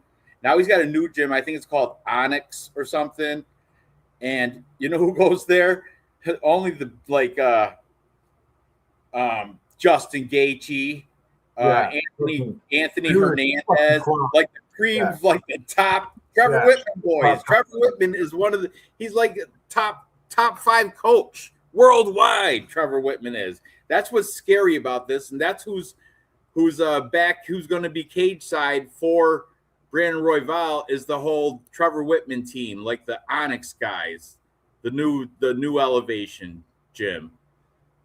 And that's what's scary because Brandon Royval's not I don't know. There's another tough fight to pick. And look at the size. Look at Lonier Kavanaugh looks like a little boy. Looks like a little 14-year-old kid compared to, but I don't know. Brandon Royval is very thin, though. This is a tall drink of water. Man, what are you going to do here? Kavanaugh's minus what? 218? Shit. I kind of want to lean the dog here. This might be my dog pick. I don't know. Dave, what are you gonna do? I mean, Kavanaugh is fucking minus 230, plus 190. Over some stats real quick. Oh shit, sorry, apologies. Here we go. Strike time per minute, 5.54 versus 4.13. Strike absorbed, 4.25 versus 3.49. Pretty much even striking ratio there. On the ground, 0.65 versus 1.12. But submission average goes to Brandon on this one as well. Brandon coming off of 2 losses. I mean, lots of stats here. You want to go deep diving? Laura Kavanaugh, man, outstriking, but still losing because he got tagged. Outstriking. I mean, he doesn't fucking lose it. As far as Brandon goes, Brandon kind of toss up. Got knocked out, lost, but got. Yeah, look at the quality of competition though. Josh Van, Manel Kopp. I mean, Lawler's up and coming. I mean, he's done what he's had to do with his opponents. I think he's dominated them. He knows how to dominate them. I'm on Loner here. I'm on the favorite. Lonier. Yeah. Lonier Kavanaugh. Kavanaugh. That sounds Russian. It's Kavanaugh, like the guys from SBG Ireland off, like those except it's with a K, not a C. But same Kavanaugh, like same AGH ends in. Having said this, I'm with Blue Jam on this one. The odds are not worth betting. This is not making I hear you. This is way too fucking close. I'm kind of with I don't know. I like this right here, Raw Dog. And I think Brandon Royval will have advantage on the ground. Great Britain top team is not known for their wrestling and grappling submissions. Pat, well, that's next gen MMA, and that's Patty Pimblett. That's different than Great Britain top team. Great Britain top team is more of a striking school. So if Brandon Royval, if it does go to the ground, he's going to have the advantage, I would imagine, and that's where this might be a play.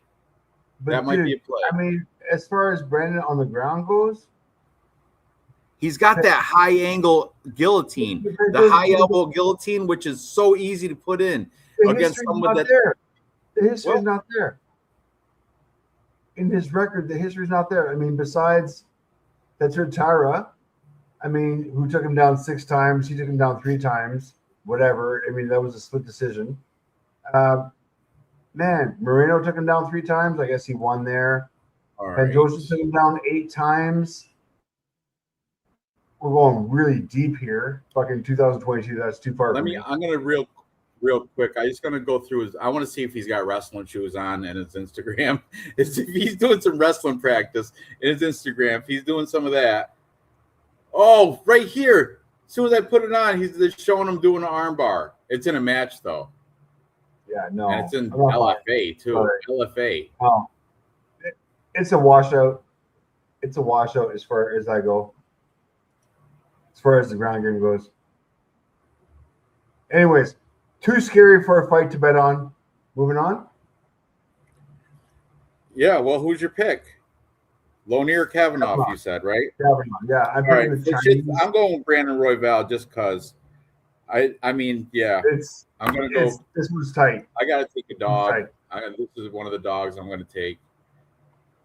I see him in pictures right now with You know what? It's that close. I don't like it, but as far as the odds goes, you should bet the dog here because the odds. Dog or pass, baby. Yeah, exactly. Dog or pass. Exactly. All right. Cody. Oh, and look right here. He's definitely stuffing. He's gonna wrestle. I'm looking right at. I said I'm looking for a picture with him wrestling shoes on. He's got the wrestling shoes on. He's stuffing like an attempted double leg. It looks like he's sprawling. That's what I want to see. That's what I want. I'll show you. Hang on. I got it. You do. Scroll down a little bit more. You'll see a little bit. Right there. See that one? Yes, that's it. Look at that. Wrestling practice. Let's do it. All right. Good enough. Moving on. Up the card. Oh, this is another tough one to pick. We got Corey Sandhagen. He's taking on Mario Batista. And this is an interesting fight. Corey Sandhagen also at Trevor Whitman's new gym, Onyx, but he's also at another gym called Tiger Beetle. And that was verified through his Instagram. And he's taking on Mario Batista. Mario Batista, he's a MMA lab through and through ever since he started. And he's coaching there. They're by the way, Corey Sandhagen and Mario Batista both have instructional like shit on their Instagrams, so they're both kind of coaching shit at their respective. I think Corey Sandhagen's coaching shit at Tiger Beetle, and I think Mario Batista's coaching some shit over at MMA Lab. I know they're doing instructional shit. Because they're selling it, not selling it, but they're promoting their instructional. Oh, and the move of the week this week is blah blah blah, and shit like that. And Mario Batista's like, this is how I beat so-and-so by putting them in this whatever twist. I don't know what the fuck. But anyway, yeah, this is an interesting fight, and it's closely lined as it should be because this is another tough one. You got to make bets, right? And so far, there's nothing solid to like jump all over. Every one of these is shaky, dude. It's going to be so hard to put the parlay together for this. But it is. The 8, Corey Sandhagen's 34, Mario Batista's 33. So there's no. But I like Corey though. I'm going Corey Sandhagen. I like he's got fire. Where Mario Batista, I think he's going through. I mean, this is their job, and this is what they're good at their jobs, and they both put it in. They're both do what they're supposed to do. But it seems like I see a little bit more nation and drive on the side of Corey Sandhagen. So I'm going to lean that way. I have been leaning his way anyway. I'm more of a fan of Corey Sandhagen. But it's going to be a tough fight. I can't. And Corey Sandhagen's coming off a loss to Merab Dvalishvili, but it's still a loss is a loss, right? And Batista's coming off a win against Vinicius Oliveira, but a win is a win is a win. So, yeah, I'm sticking with Corey. He's my first guess. I'm leaning that way. I'm going to go with that. What are you going to do here for this fight? All right. So we saw the face off. Corey. Useless. Yeah, exactly. Corey strike time 4.86 versus 5.30. Advantage Batista, I guess, by a little bit. Strike absorbed 3.47 versus 3.98. Batista taking a little bit more, has a little more volume. Okay, cool. On the ground, takedown average 1.15 versus 1.91. Tight. 34, 39, 56, 55, 0.2, 0.8. Man, on the ground, it's tight. Same thing on the feet. Really a coin toss. Having said that, looking over Corey Sandhagen's record, he's lost against Marab. I'm not going to blame him on that one. He beat Davison. Umar Nurmagomedov, ground game, took him down. Mario lost to Umar as well. I get it. That. Yeah. That was Rob Font. Care of him. Even took Rod Font down 7 times. Took down Moen 3 times. So the ground game is going to be in effect. Mario Batista, same thing here. But, I mean, Umar took him down 11 times. I think, believe it or not, I think Corey's got the better ground game here. If I'm looking at everything as far as it goes. And the stand-up probably leaning to him as well. Dude, I got Corey as well. I don't know exactly what his stats are right now. Corey is at minus 135 to plus 115. So coin toss on this one.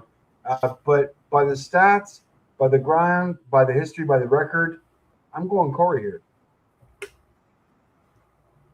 And over 1.5 rounds. Sounds good. It's going to go over. Yeah, it's going to go over I like it. round. Probably decision. I'm going by decision anyway. I think it's going to go to all 3. Yeah, exactly. All 3 rounds. By decision, not a bad call. I would say maybe more 5-round fights, but I understand why the time limit, limited on time and stuff. But all right, moving on. Next, we got the co-main event. Oh, England versus France. We got Benoit Saint-Denis. It's a French fighter. Huh? It's a taking on Paddy the Baddy Pimblett, the British fighter. Next Gen MMA in Liverpool. Scousers don't get knocked out. I can't do the accent. Maybe you could do it, but I fucking Umar wanted nothing to do with on the feet. Yeah. Umar had his game plan on that fight. Useless. Like sorry. Comments. I got you, buddy. I got you. Yeah, Umar handled them both. I'm still taking Corey. Yeah, but yeah, exactly. All right. Moving on. Back to my I had a whole interlude and everything. And fucking useless fucked it up. Sorry. Thank you. Blue JM. Dang, this fight would be a banger. Paddy is a new golden child with the mic, and BSD is a dog. He is a dog. BSD, you know what the thing was? Isn't it like a lot of? Didn't he have like what's the shit? The bacterial infection. Staph. Didn't he get fucking staph? And that's when let's open it up. Because I know it affected it when he lost to somebody. He lost to somebody because. Or no, he had the staph and he still beat him, I think. Let me see. Benoit Saint-Denis, in his last 5, he is 4-1 in his last 5. His only loss was that one to Renato Moicano. Oh, right there. He lost to Dustin Poirier, and that's when he had the staph. And we spotted it during the face-offs, remember? Somebody was like, "What? Look at that on his arm or some shit. That's staph." Remember that? But anyway, aside from that, he lost to Money Moicano. And that was an eye injury doctor stoppage. So that was kind of weird. Yeah, right here, Kiwi knows. look at Down syndrome. What the fuck? I'm down with the downs. Down with the downs. Okay. Yeah, he had the staph infection against Dustin Poirier. But since then, dude, since his loss to Moicano, he's been doing it right. He beat up this Kyle Krepelik, that who cares? But Mauricio Rufy, he's a fighting nerd guy. That's good. Beneil Dariush, he's a salt pepper hair guy, but he's good too. I respect Beneil Dariush. Good win. And Dan the Hangman Hooker, who doesn't love Dan the Hangman? He's a fucking deviant out of City Kickboxing. Everybody loves him. So, and literally everybody, if they don't, he'll make them. But anyway, Benoit Saint Denis, he was before he got into fighting, he was like elite French special forces, like equal to like American Green Berets and shit, like equal to British SAS. Like he's the top of the.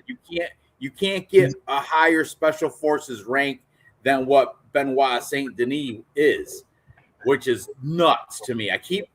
People forget, man, that's real life shit. But now he's taking on Paddy Pimblett, and Paddy Pimblett, he's been coming in his own. I mean, he lost to Justin Gaethje, but he didn't get knocked out. and it was he lost a unanimous decision, but it happened to be fight of the night, and he was the headliner, and that was back in January. Yeah, January of this past year. Before that, he wiped through. Let's see, Michael Chandler. But man, Michael Chandler is so overrated. He never really, This is my problem with Paddy Pimblett is that ever since he started his UFC career, ever since Paddy Pimblett has started his UFC career, he's had a padded fucking record.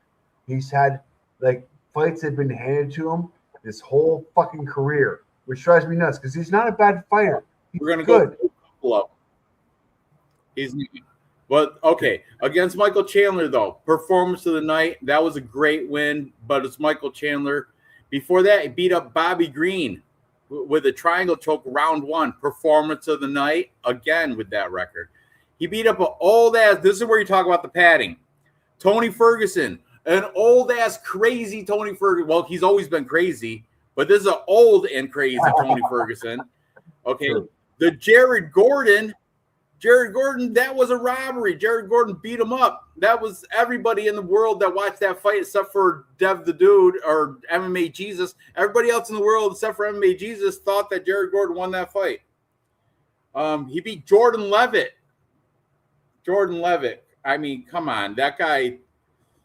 It's Jordan Levitt. What more can I say? If you know, you know. He's like, yeah. He does splits, and the grinding thing, the booty thing, what's it called? Whatever, Then before that, it was just Rodrigo Vargas. Who cares? Luigi Vendramini, old Italian guy. Who cares? David Martinez. That's what's her name's that Martinez, the girl fighter's little brother. That was a contender. Oh, that was Cage Warriors. Decky Dalton, Cage Warriors. Yeah, you're right. He hasn't really earned it, except for his last 2 fights. He's earned it. As for Paddy. So I don't. Yeah, I want Paddy to win because I like the whole persona and everything, but my brain is telling me take the Sci-Fit, take the Benoit Saint Denis. Sci-Fit is where the gym that he trains at, and guess who he's training with? The Spaniard, Joel Alvarez. You guys, Joel Alvarez. He's a great fighter. He's a hot prospect, or not prospect. Now he's like a well-known fighter. He's like the best fighter out of Spain. Oh, look, speaking of Dev or MMA Jesus, look at he must have heard me talking about him. I'm like, everybody in the world picked Jared Gordon except for MMA Jesus. Okay. All right. Padded Pimblett. Oh, good one, Kiwi. Good one. Leave old jazz hands alone. Twerking. Thank you. Twerking. And it's lovely. That's the Jordan Levitt thing, the twerking. I forgot that word. Paddy won that fight easy. Well, KOBST easy too. This is Paddy Pimblett's greatest U.S. fan, MMA Jesus. Look at him. Look at him. Hype show. Scousers don't get knocked out. And he's right. He's tough as nails. He's tough as nails, but you know what? Benoit Saint Denis is tough as a hammer. He's gonna hammer this nail. I'm just saying. Levitt is zesty as fuck for sure.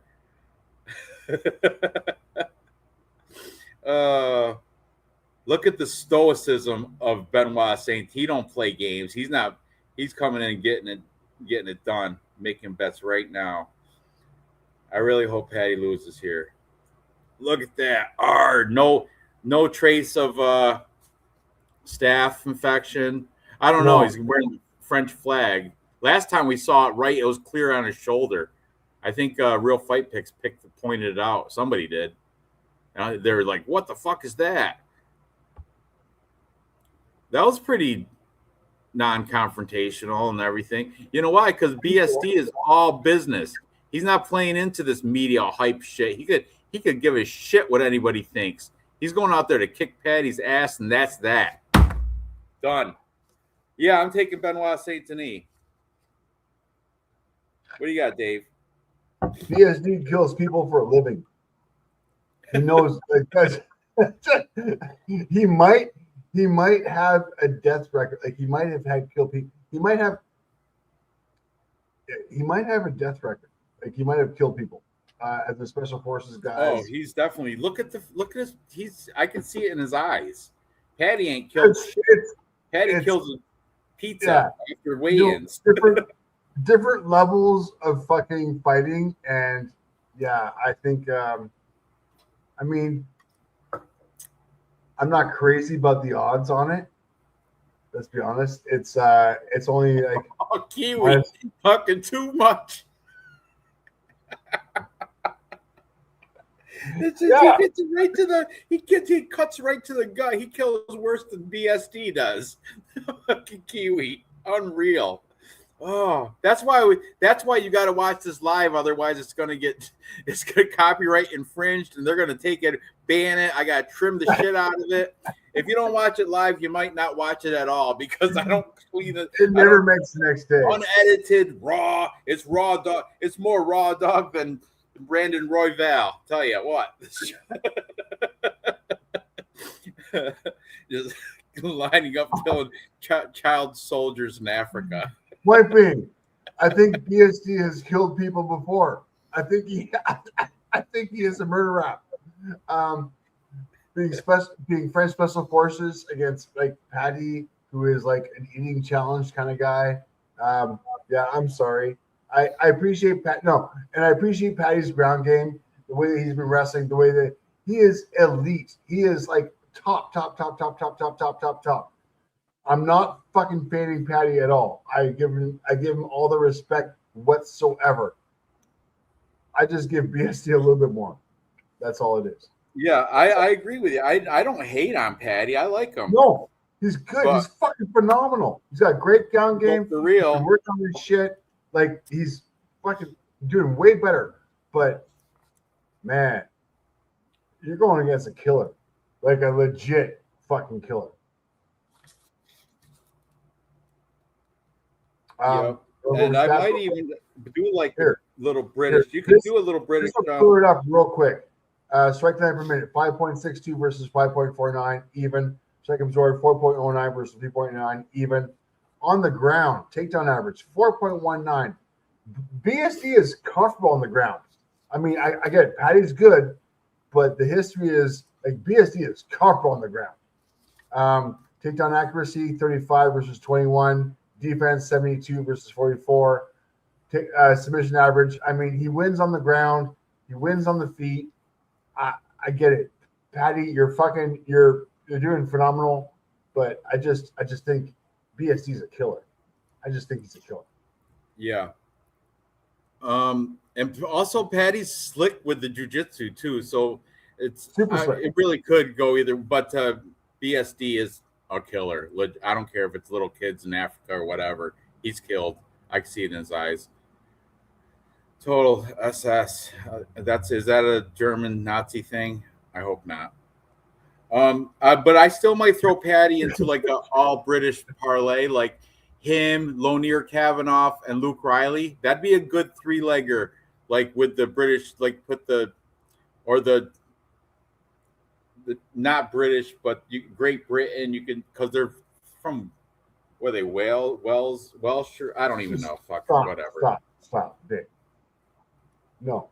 What? Fuck you. All right, moving on. Main event. What everybody came to talk about. We got the return of the Mac. Conor McGregor returning after a nice 5-year hiatus. Ridiculous. Taking on the ever active, blessed Max Holloway for the rematch. The first fight was won by Conor McGregor. That was way back in 13 years ago when they were, when Max Holloway, when he would, it was like 13 years ago. Max Holloway was still just a kid. He was just, I think he was brand new to the game and everything. And then, but since that fight against since that he's come, Max Holloway's come tremendous bounds since then. He's made tremendous leaps and bounds in his career since then. Obviously. And I do believe he's got like that record when he fought who's that New England cartel guy? Calvin Kattar. When Max Holloway fought Calvin Kattar, he had so many just significant strikes. I don't even know the number. You're the stats guy. You must know. But he fought Calvin Kattar back in 2021, and he like broke the record of most significant strikes at 145 pounds. I know, 145 pounds. What's he wrestling? What's he fighting at now? No, he's fighting at 170. Well, that was also 2021. It's 2026. He's filled out. By the way, okay? Stop. By the way, on that fight, he threw 744 fucking strikes. He threw 744 punches. He landed 44. Yeah, that's what I'm talking. That's ridiculous. That's even some people can't even count that high, dude. I'm telling you. 744 fucking. I'm exhausted. Anyways, sorry. You're right. All right. Do you guys think Max received a golden handshake to take it easy on Conor? Hey, get your tinfoil hat on. That could be something. That could be. Max City wants to fight again wintertime. What? Why? Fighting him tomorrow. What the fuck? Is he already looking at the rematch or something? You get the third fight? That mean if it's a third fight, it'd be, I don't know. Yeah, that's a good hope, but this is a UFC. There's always funny shit going on. And that's when he fought Calvin Kattar. I remember he was playing with him, like fighting talking to Dana. Dana's on the cage side. He's like, I'm the best striker in the UFC. And as he was fighting and just dodging Calvin Kattar's, telegraph punches and shit. Oh, he's filled out too. He's made his 170. He's big now. Dude, he walks at 170. He walks at 170. I know. See, I'm not worried about the jump up in weight class at all. At all. Oh, McGregor cut weight.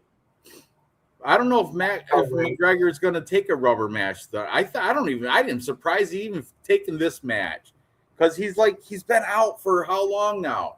5 years, I said, right? Let's see.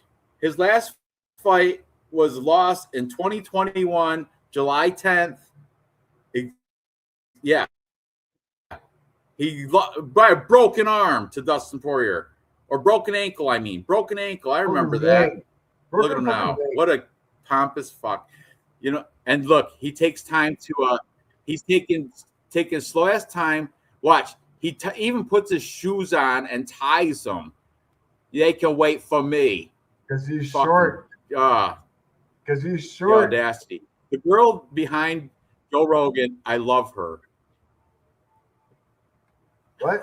I don't know who she is. Yeah, her. Who is she? Why is she even there? I You like the the outfit. She looks good. It's horrible. I think No. she looks almost as good. She looks more attractive than the models. The models are too hot. You know what I mean? When a girl's too hot, like Chrissy Blair right there. That's Chrissy Blair Oh my and God, Brooklyn that's Wren. They're bullshit two. right there. Come on. They're like Cody You Garbrandt can't wife. compare that. That I like is like plain Jane hot. Plain that's Jane like a hot is 10. better. That's It's a more 10. achievable. That's a 4. 5 10, years out. Last win, 10, 9 4. years. No, he beat Donald Cerrone in 2020. That was 6 years ago. Exactly 5 years ago from today is his last time he fought. I know, and people think he's gonna win. Yeah, dude, he's had so much devil's dandruff and marching powder in that past 5 years. It's been, yeah, for real. I've seen it. I've seen it. Oh, look, he just stood up a little higher to meet me. Did you see that? He was flat-footed. Now I think he's on the balls of his feet now. I totally saw him just rise up a couple inches. He's standing up taller. Ridiculous. Go kick it back in just a few seconds. Just a few seconds, Dave. Kick it back just a little bit. See right there. Watch when he stands up. It'll be Holloway will have Holloway right there. It's got a little bit of, and then I just saw him rise up. He just stood on you can see it. You can see his little incline. Little stand up on your balls of your feet. Get a little inch up there. What's Tapology say on their height? Doesn't matter. Holloway's going to piece him up anyway. Lock. I got Holloway as a lock by I don't know if he's going to finish him because Max, he does throw a lot of punches, but they're kind of pillowy. They're kind of pillow punches. He did knock out Justin Gaethje though. Justin Gaethje, White House, Ilya Topuria, that Justin Gaethje. Yeah, Max Holloway knocked his ass out. People forget, man. Well, don't forget that because that happened. At the very last second. Look, height. It says Conor McGregor, 5'9", Max Holloway, 5'11", and that's why Conor, when he turned the face off, yes, he looked 2 inches shorter. Oh, not anymore. I stand on my toes and fucking rose up. Let's talk about Conor a little bit because I went into his Instagram. It says Tapology says SPG Ireland. No fucking way, not anymore. He's so rich now. He's got his own place. It's called McGregor Sports and Entertainment. And he brought in some douchebag black belt that I've never seen before. I don't even know who he is. He's not an MMA fighter. But I guess he's a black belt because just on one-on-one sessions, look, there's him running in the streets with his entourage at night. Look, drinking he's got his own dark beer now. But he does have some training pictures in here with keep going down. I definitely saw it. I'm sorry, I can't get by. Sorry, hang on. Let me get by next one. Next one. I can put his heels on. Sorry. I'm sorry. But he has like a video of him training. Right there with not really, that's still pictures. And yeah. The king is okay, whatever, cornball. There's one that he's like not kids, dude. Come on. What the fuck is going on here? Well, okay. Is this the guy? I don't know, but he's got his own, he's not the same, he's got so much money now that he doesn't even, he thinks he's going to bring in some Jamoke black belt dude, and I know he's a black belt only because John Kavanaugh on the side said the 2 best black belts I've ever trained. Yeah, well, Conor's not known for being the king of black belts. Jesus is king. Fine, that's fake. He's a Asalama faker. He's not really Christian like that. Not if he's doing cocaine and drinking booze and making his own dark beer and shit. No, knock it off with that Jesus is king. Knock it fucking off. Jesus, that's what he's trying to say right there. Fucking liar. That's the worst when you're faking that you're Christian. You know? And look at he's fucking not. He's not. Such a sinner. But anyway, lock in Max Holloway. Put a lock on it. I'm all about him. I don't care if he's jumping up. I don't care if it's 185. Fucking do it. He's gonna beat Connor. Connor's not relevant anymore. Jesus is his supplier. Jesus is his supplier. Mind it's all in the pronunciation. It's all in the pronunciation, Kiwi. I gotcha. Agree, man. Connor is a douche. But I drink and smoke pot. Yeah, but you're not fighting Max Holloway either. I mean, here, cheers to that. Cheers to drinking and smoking pot, but not if you're gonna fight a guy that can throw 720 strikes at you in 5 rounds. So, Dave, you stick. Now you got the bong hit in. It was ashy. You got this dandruff. You'll be just like Connor. All right, you guys are all gonna hate me on this.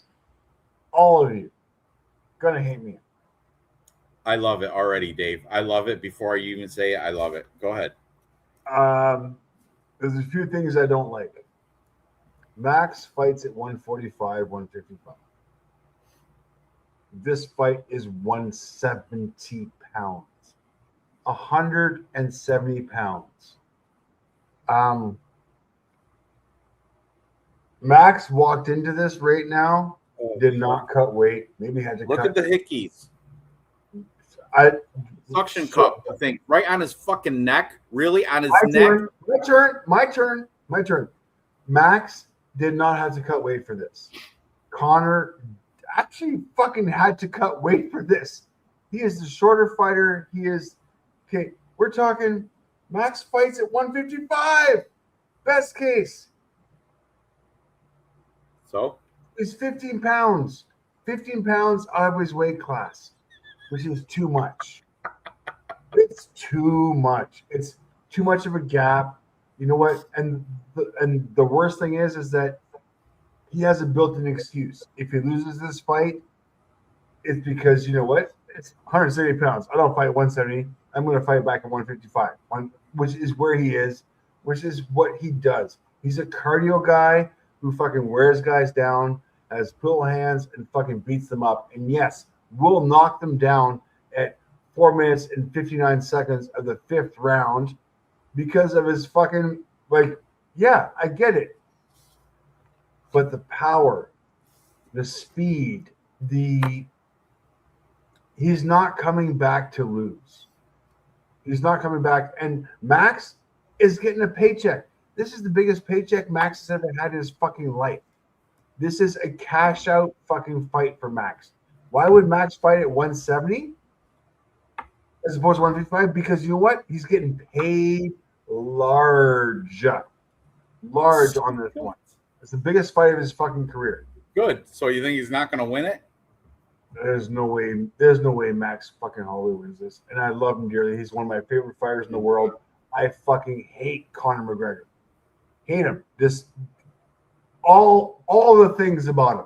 His Lamborghini yachts, his fucking coke, doesn't matter. He has now found God and has come clean because guess what? He has to come clean to fucking fight because he's a sucker. He can't fight any drugs. But honestly, man, I got Conor on this one. I got the UFC is paying him to fucking. This is sports fed. I think the fact that Max might have been fucking is getting a shit ton of money to fight out of his weight class to fight. Yeah, I don't see it. A headline a UFC International Fight Week. Of course, you're gonna. Your argument has no weight to it. So who cares? Yeah, whoever it is going to get paid a lot. They're fighting Conor. Conor's a name. And yeah, I got Conor in this one. Okay, good luck.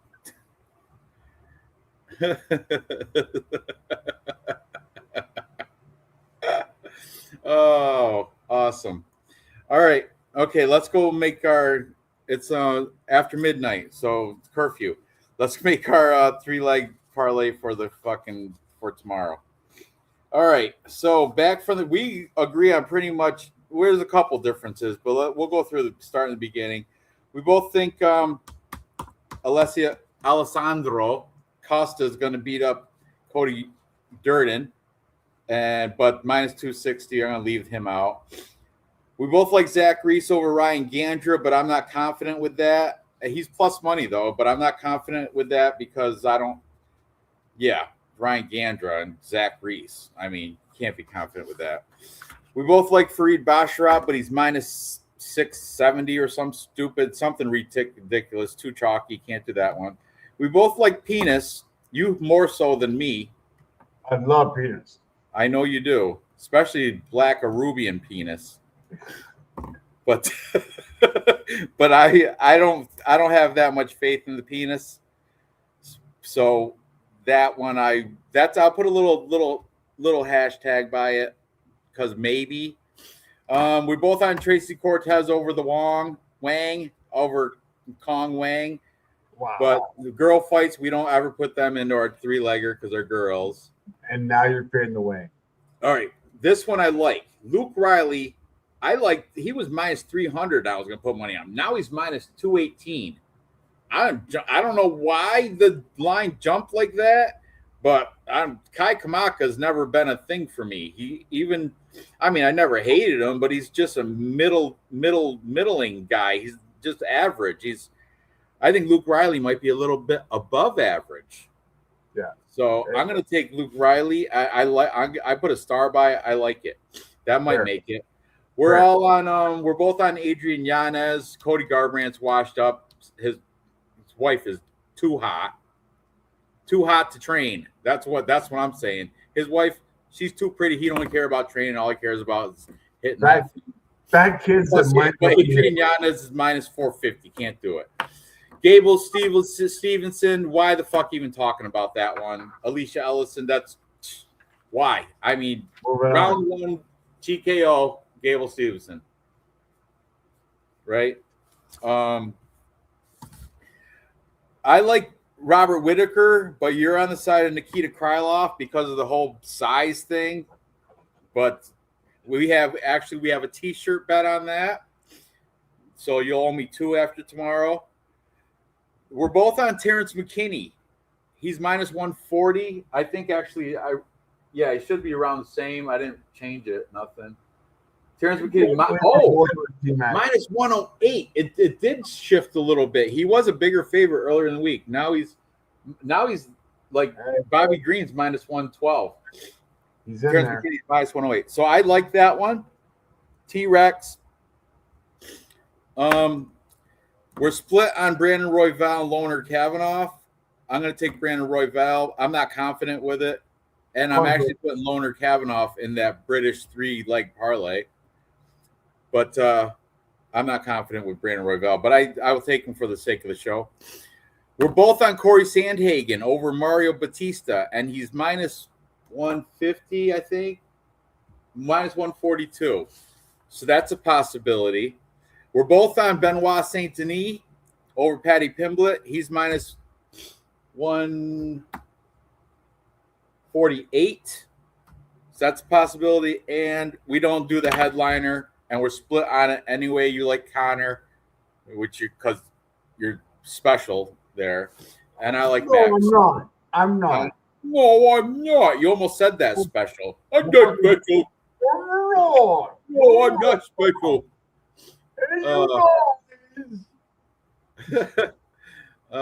I'm taking Penis all day long. I know you are. Okay, and you can get a decent OZs on the Green Mile. Oh, here's your British Columbia bullshit. Who cares? You and Dave are the only people I know in British Columbia. Okay, stop. The Green Mile is fucking horrible. Okay, you should go to the Shack. Your best case scenario is going to the Shack. Dude, Shack gonna do decent. You come to upstate New York, you see a dispensary every mile. So who gives a shit? There's a literally You can No, go 10 miles and find 10 No. dispensaries No. within 10 miles. No. So who The the Green fuck Mile knows is different. You The Green can't Mile even is different. try to It's find not. bad weed. You can't even do it, dude. So no one cares The about the Green good. Mile. Oh, you can get the best green weed. Who gives a shit, dude? There's The dispensaries Green every Mile a is chicken shack stop. and a dispensary and a Give me a liquor second. store Give me a every second. fucking block. Who Give me a cares? second. The Green No. Mile is on a No. reserve. You know what? No, Nobody the Green who Mile cares. is on a stop. The Green Mile is on it. Who even lives in Canada? Who cares? Nobody. Nobody gives a shit, Dave. Nobody cares about your Vancouver, British Columbia. This isn't 1998. No one cares about BC Nugs. Okay? This is fighting. Anyway, what do you want to do for our three-legger? Benoit Saint Denis, Corey Sandhagen, Luke Riley. All right, so I got holy fuck. Okay, BSD is at 140. We all agree on him. We all agree on Corey Sandhagen. T-Mac 125. Luke Riley. How do you feel about Luke Riley? We got to cut one of those. Corey Sandhagen, Benoit Saint Denis, T-Mac, or Luke Riley. We got to drop one of them. Odds is not Zach Reese. We're gonna fucking get cost it. So we're okay. So I got 4 guys right now. BSD. Which one's Corey, got the shittiest odds? Luke Riley -2 something. Yeah, drop him. Gone. So we'll go with that. Terrence McKinney. T-Mac, They're all main card though. I liked having a prelimmer in there to see if we can, you know. Corey and BSD.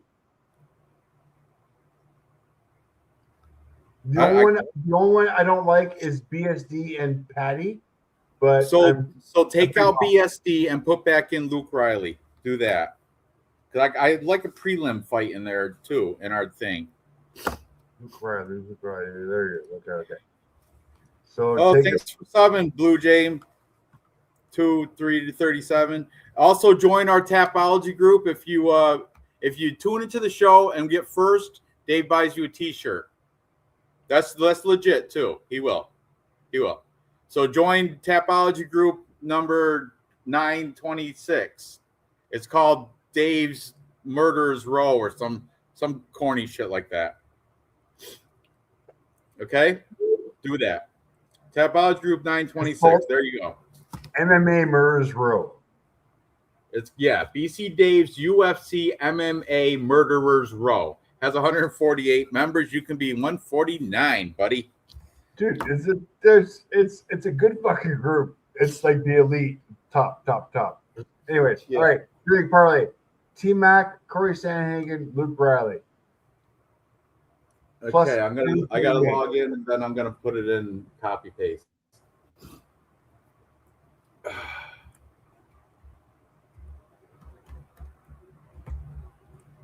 Where's my phone?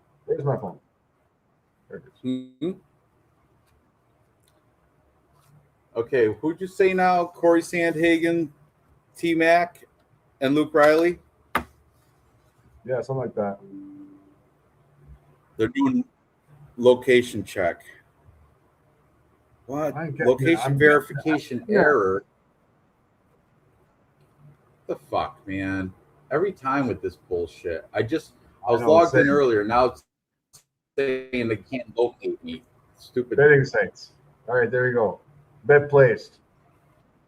I'm good. What was the final thing? Plus what? Plus money. What's the plus money on yours? Plus 338. For T-Mac, Corey, and Luke. All right. And I like Luke on this one. I like the fact that we didn't fucking put Paddy Pimblett there because Paddy Pimblett has been fed people his whole fucking career. So I'm scared of that one. Oh, man. So yeah, happy with this. All right, let me see if I can freaking do this. UFC.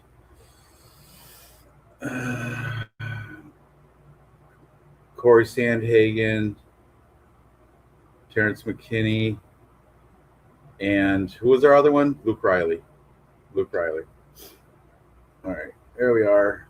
Plus 374.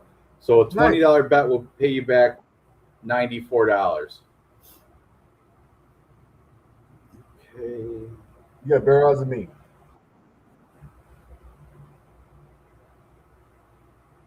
Okay, let me try to. I'm gonna have to type it in. Fucking bullshit. It's up there. Very much in your center window. Right here.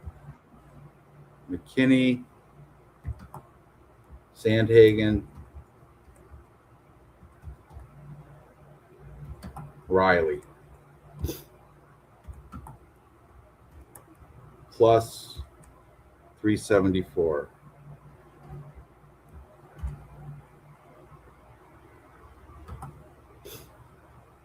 Okay, and I do it like this because DraftKings can't locate me for some stupid reason.